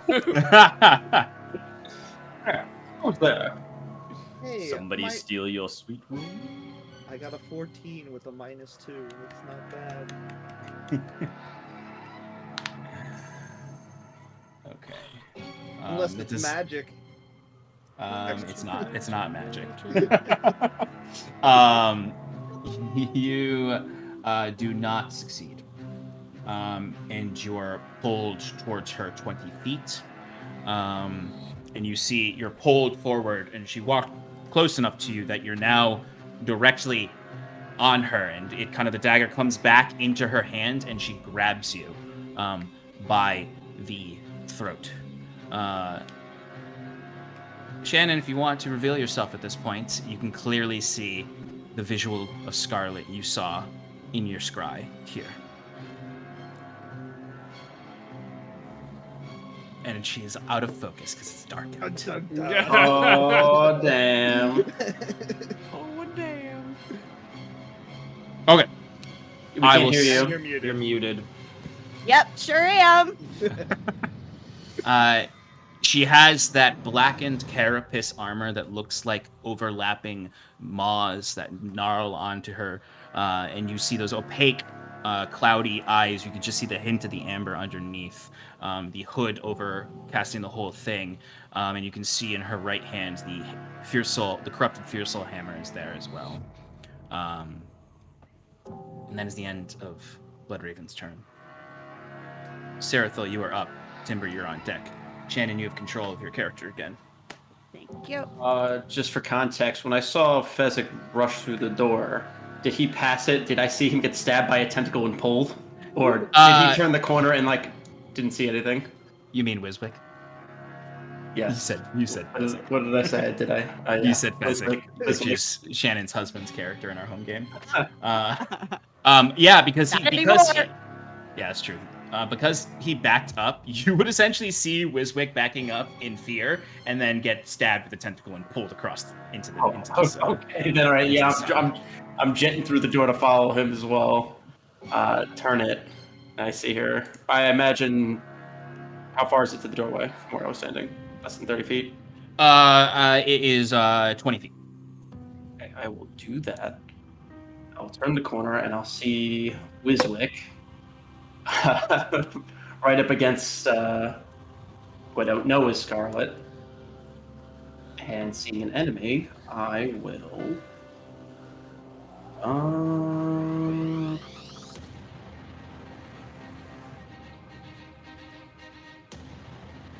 Screw it, I'm just gonna blight her. All right. What kind of saving throw is that? Sorry, con 19 DC. What kind of roll? Con. On saving throw. That's a big I spell. have advantage on these, thank God. Well, that sucks. 13. Shannon, you feel this effect start to overtake you, which you feel. I mean, you don't really feel any of this. It's just sort of like something fizzles in your body, but you have something on your mind. But Seraphil, you feel distinct effect of this damage not reaching her. It seems almost like the armor absorbs the spell in this instance, which mechanically is just a legendary resistance that happens. It's all the damage. Yeah, because it's a legendary resistance. Essentially means that she passed the save. Because there's another entity Christ. on this initiative order. No, I'm uses sure there reaction. is. Yeah. God, scary business. All right, then that is my turn. Okay. Wiswick, I need you to give me a wisdom saving throw, and then Timber, you're going to be up after this. Magic? Yes, it is magic. Yay.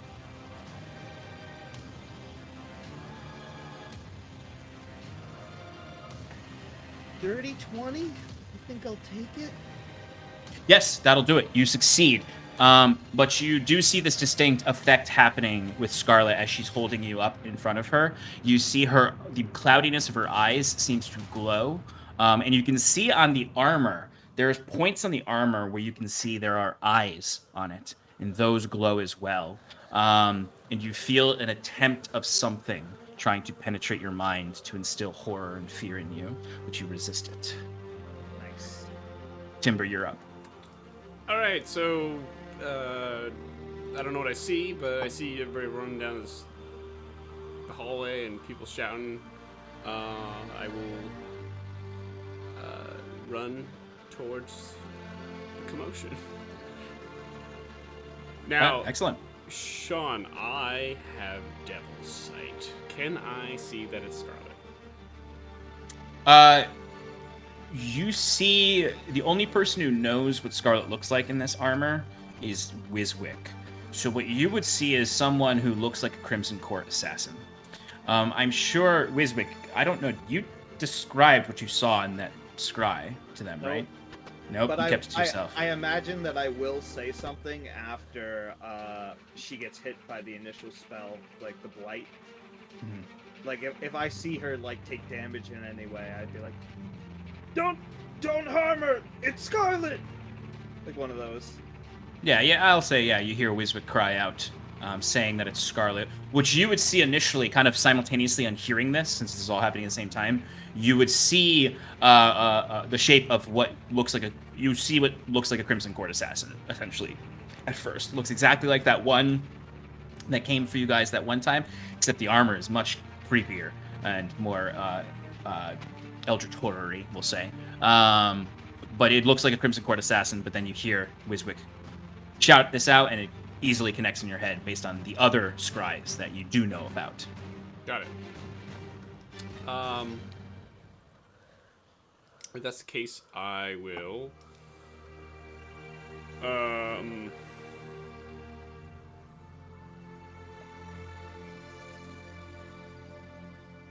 just like being taken back for a second, like what? What is he talking about? But he's just gonna do what he would normally do and blink behind her, or whatever. Actually, no. If I have enough movement, I'm gonna just get behind her. Yeah, you have enough movement to get up to her. Okay. She's behind her. She'd be 40. She'd be 40 feet away from where you were originally. I have 50 feet of movement. You could definitely get behind her then. Okay, so I'll be. You have just enough to get behind her. Flanking with Wiswick then, and I will. You get advantage anyways because of the light. True. Thank you. I'm still getting flanking, so, but thank you. I appreciate it. It's good to know. I will do the punches. Pop, pop, go for it. Oh, I didn't roll with advantage the first one. 1 second. Oh, it doesn't matter because it's still crap. It's 16, which is not gonna hit. Nope. Second attack. It's a 26. Yep. And it's 11 damage. I'm going to expel a key point to try to do stun strike. Flurry of blows. Sorry, Fury of blows. No, you said it right. I know, I did. And then I corrected myself.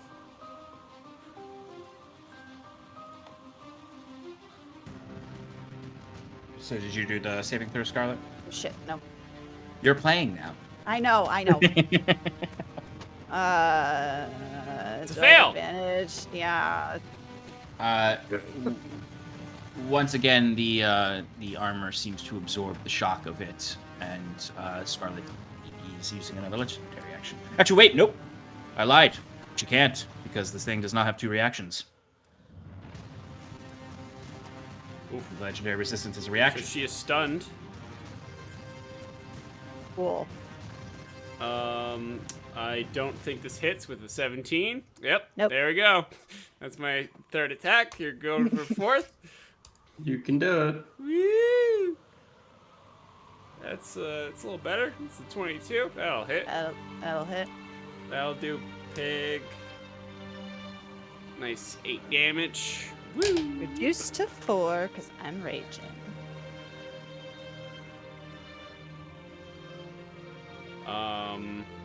And that's all I have. Okay. If there's nothing else for you, Timber, then Kieran, you're up. Wiswick, you're on deck. Alright, so I imagine, we're all we start moving at the same time going in. Everyone's just a little quicker than Kieran. And he hears Wiswick shout out that it's Scarlet. And so he enters the room, on his staff, shield in one arm. And he just looks over at her and just, so it's come to this. And he's just gonna whip his staff around and fire off a guiding bolt at 5th level.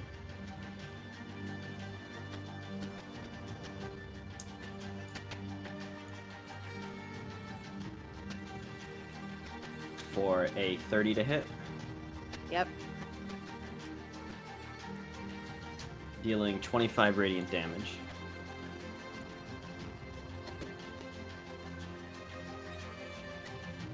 And then Kieran is going to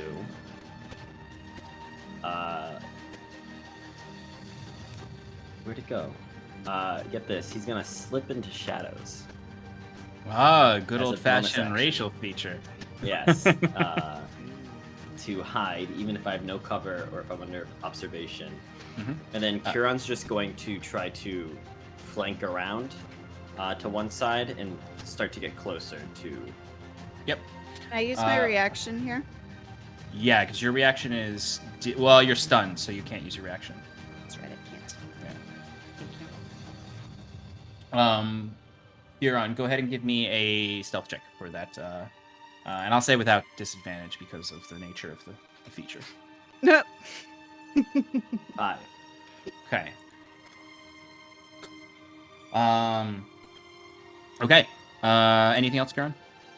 Ends his turn. How much closer do you want to get? Close. Kieran, to his understanding, is hidden. So he would try to flank whichever way is quicker and gets him closest, but not within engagement range. Okay. So, do you want? You can get up to 10 feet away. Do you want to get 10 feet away? Yep. Cool.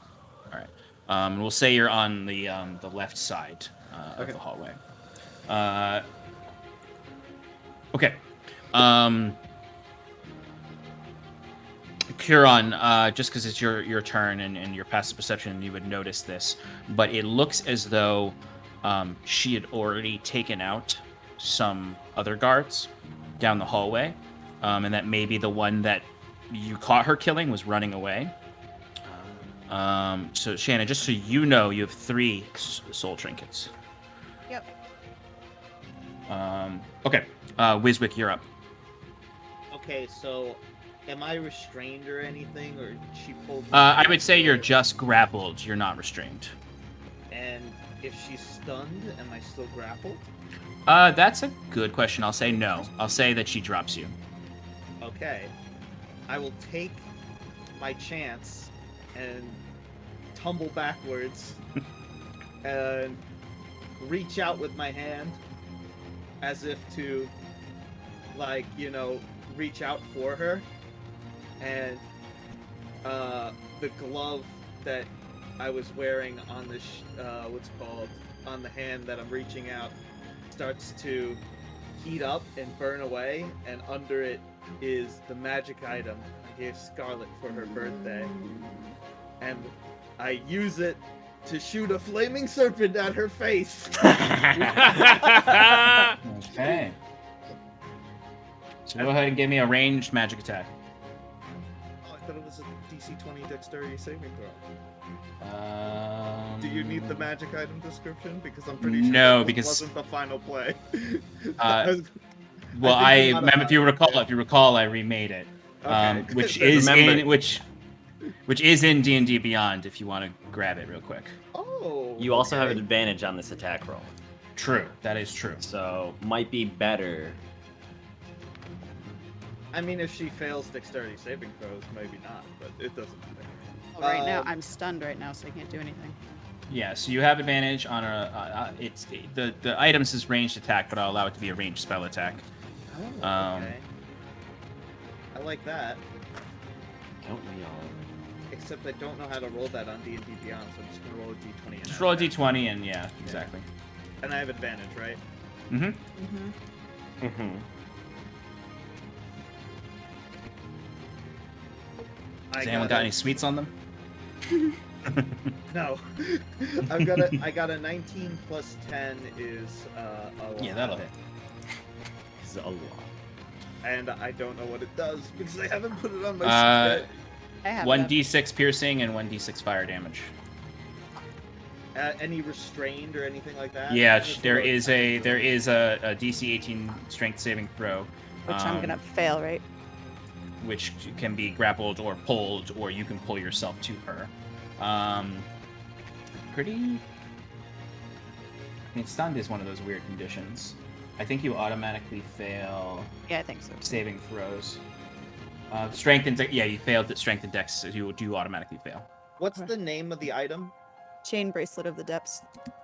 Thank you. So yes, Wiswick, do you want to grapple her with it? Yeah, I want to attempt to restrain her. That is correct. And I used a charge, so I do 1d6 regular damage. 1d6 piercing and then 1d6 fire. Alright, so the first one is piercing, the second one's fire. Do I add any modifiers? Because, There's no modifiers, no. okay, so I did 2 piercing, 5 fire. So that's rounded down to 2 fire damage And she's got to make and 1 a- piercing. When she automatically fails the strength Is- check I because failed she's it. stunned. Okay, so the snake, shoots forward towards you and just wraps around you, like kind of around your shoulders, in a coil, and then suddenly, instantly disappears and is replaced by obsidian chains. Okay. And I'm holding so- onto the chains like you're yeah. a caged animal or something. Scarlet, you are currently restrained. Okay. So, Anything else, Wiswick? I probably went back 30 feet for the maximum distance of the. Well, it's not Of the chain. distance, but it's like for. Yeah. And yeah, I think that's. Oh wait, hold on. What happens? No, that would work. I was gonna say, what happens if I use Misty Step right now? Like, can I take her with me? No, I would say no. Okay, yeah. So that's the end of my turn then. Okay. Yeah, because that's more in the territory of Dimension Door. Which I also have, but it's not a bonus. Okay. Shannon, you're up, but you are stunned. Yep. Yes, but now I'm no longer stunned. exactly. Let's see. End of my turn. Got any legendary something or other we could use? Shush. I'll take care of it.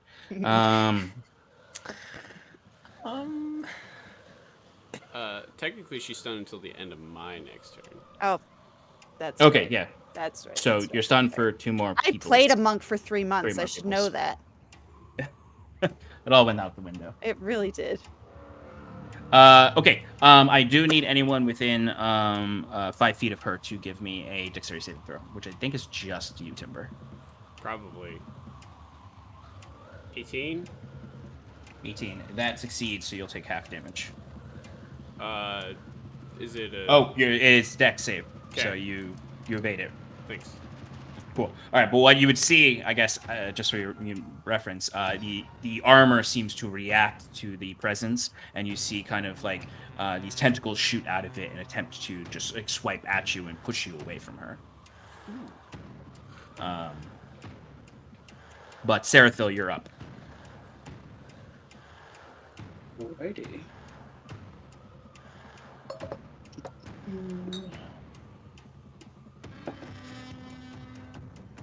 I am.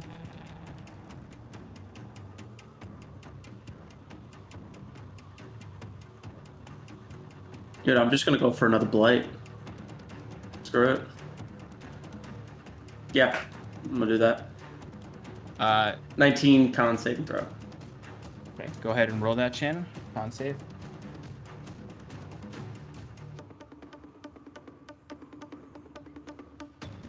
Oh, damn it. 13. I'm going to use one of the legendary resistances. Oh wait, no, I can't actually. So you're gonna have to take that damage. Sorry, Shannon. Uh-oh. What kind of damage is it? It's bad. Did you play something? 36 necrotic damage. Alright, that's halved. I'm resistant to that. Okay, so it's. You said 36. Mhm. So that's Halved to 18. Yep. So yeah, once again, in this situation, it's not like the armor absorbed all the damage this time. It just looks like it absorbs part of the damage this time, Seraphil. But you do see that withering effect on her in that moment. Okay. I think that's not much I can do. So I'm just at my turn. Okay, so on this next turn, you would see the eyes again on the armor. This time they were lit up, and now they all turn black. In contrast to the glow that's still on her from your fairy fire, and you would see kind of erupting from her is the darkness spell that consumes the area around her. Which I don't know. Would that override fairy fire, or would fairy fire stick through that? Darkness overrides everything unless it's like a light spell is cast at a higher level above it, I believe, is usually how it is. Okay, so the fairy fire stays on her, I believe, or does it consume it? Yeah, the fairy fire stays on her. Yes, and it stays Can on. I see it? But the effect doesn't take place currently. Right. Until the because darkness we can't is see her. gone. Exactly. Okay. So, Scarlet, you actually can't see it. So you will have disadvantage on attack rolls. But it is existing there to protect you. Okay, that is that thing's turn. Timber, you're up, and then Kieran's on deck. All right. I'm going to go for the good old punchy doos. You know, as one does. Boop, boop, boop. 21. Yep. Stunning strike.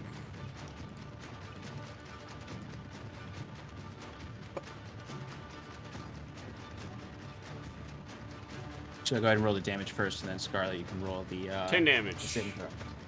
Half 5, and it's wisdom. It Con. is Constitution. Con.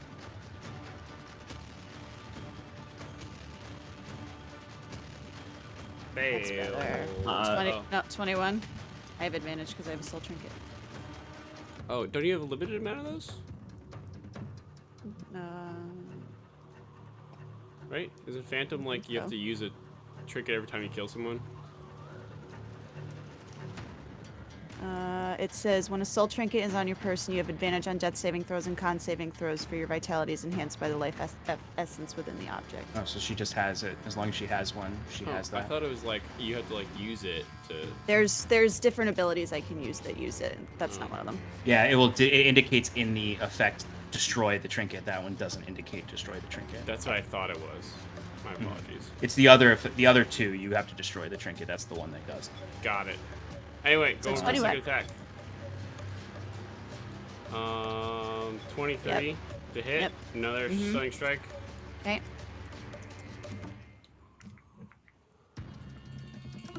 Pass. 23. Okay, what was the damage? I didn't roll it. 1 second. 11 damage, so 6 for you. And that's another 22 to hit. Sorry, I'm using Fury Blows. I didn't state that. Yep. Another stunning strike. Oops. 22. Okay. Last attack. What was the damage? Or are you not rolling it yet? I should have rolled it. Sorry. It's all good. I'm just like, the damage isn't we're gonna important get to there. me. He doesn't care about the damage. It's all about the stun. It's all about the stun, yeah. It's 10 points of damage, so 5 points of damage for you. And then my last attack was a 23 to hit. Hits. And then that's another stunning strike. Lord. Yeah, Shannon, you now know how it feels to be a DM. Yeah. 20? There you go. You made it. What's the damage from the last hit? All right. I mean, I don't want it. Yes, that's it. It's 13 damage. Yep. Okay. So, PvP. Okay, anything else, Timber?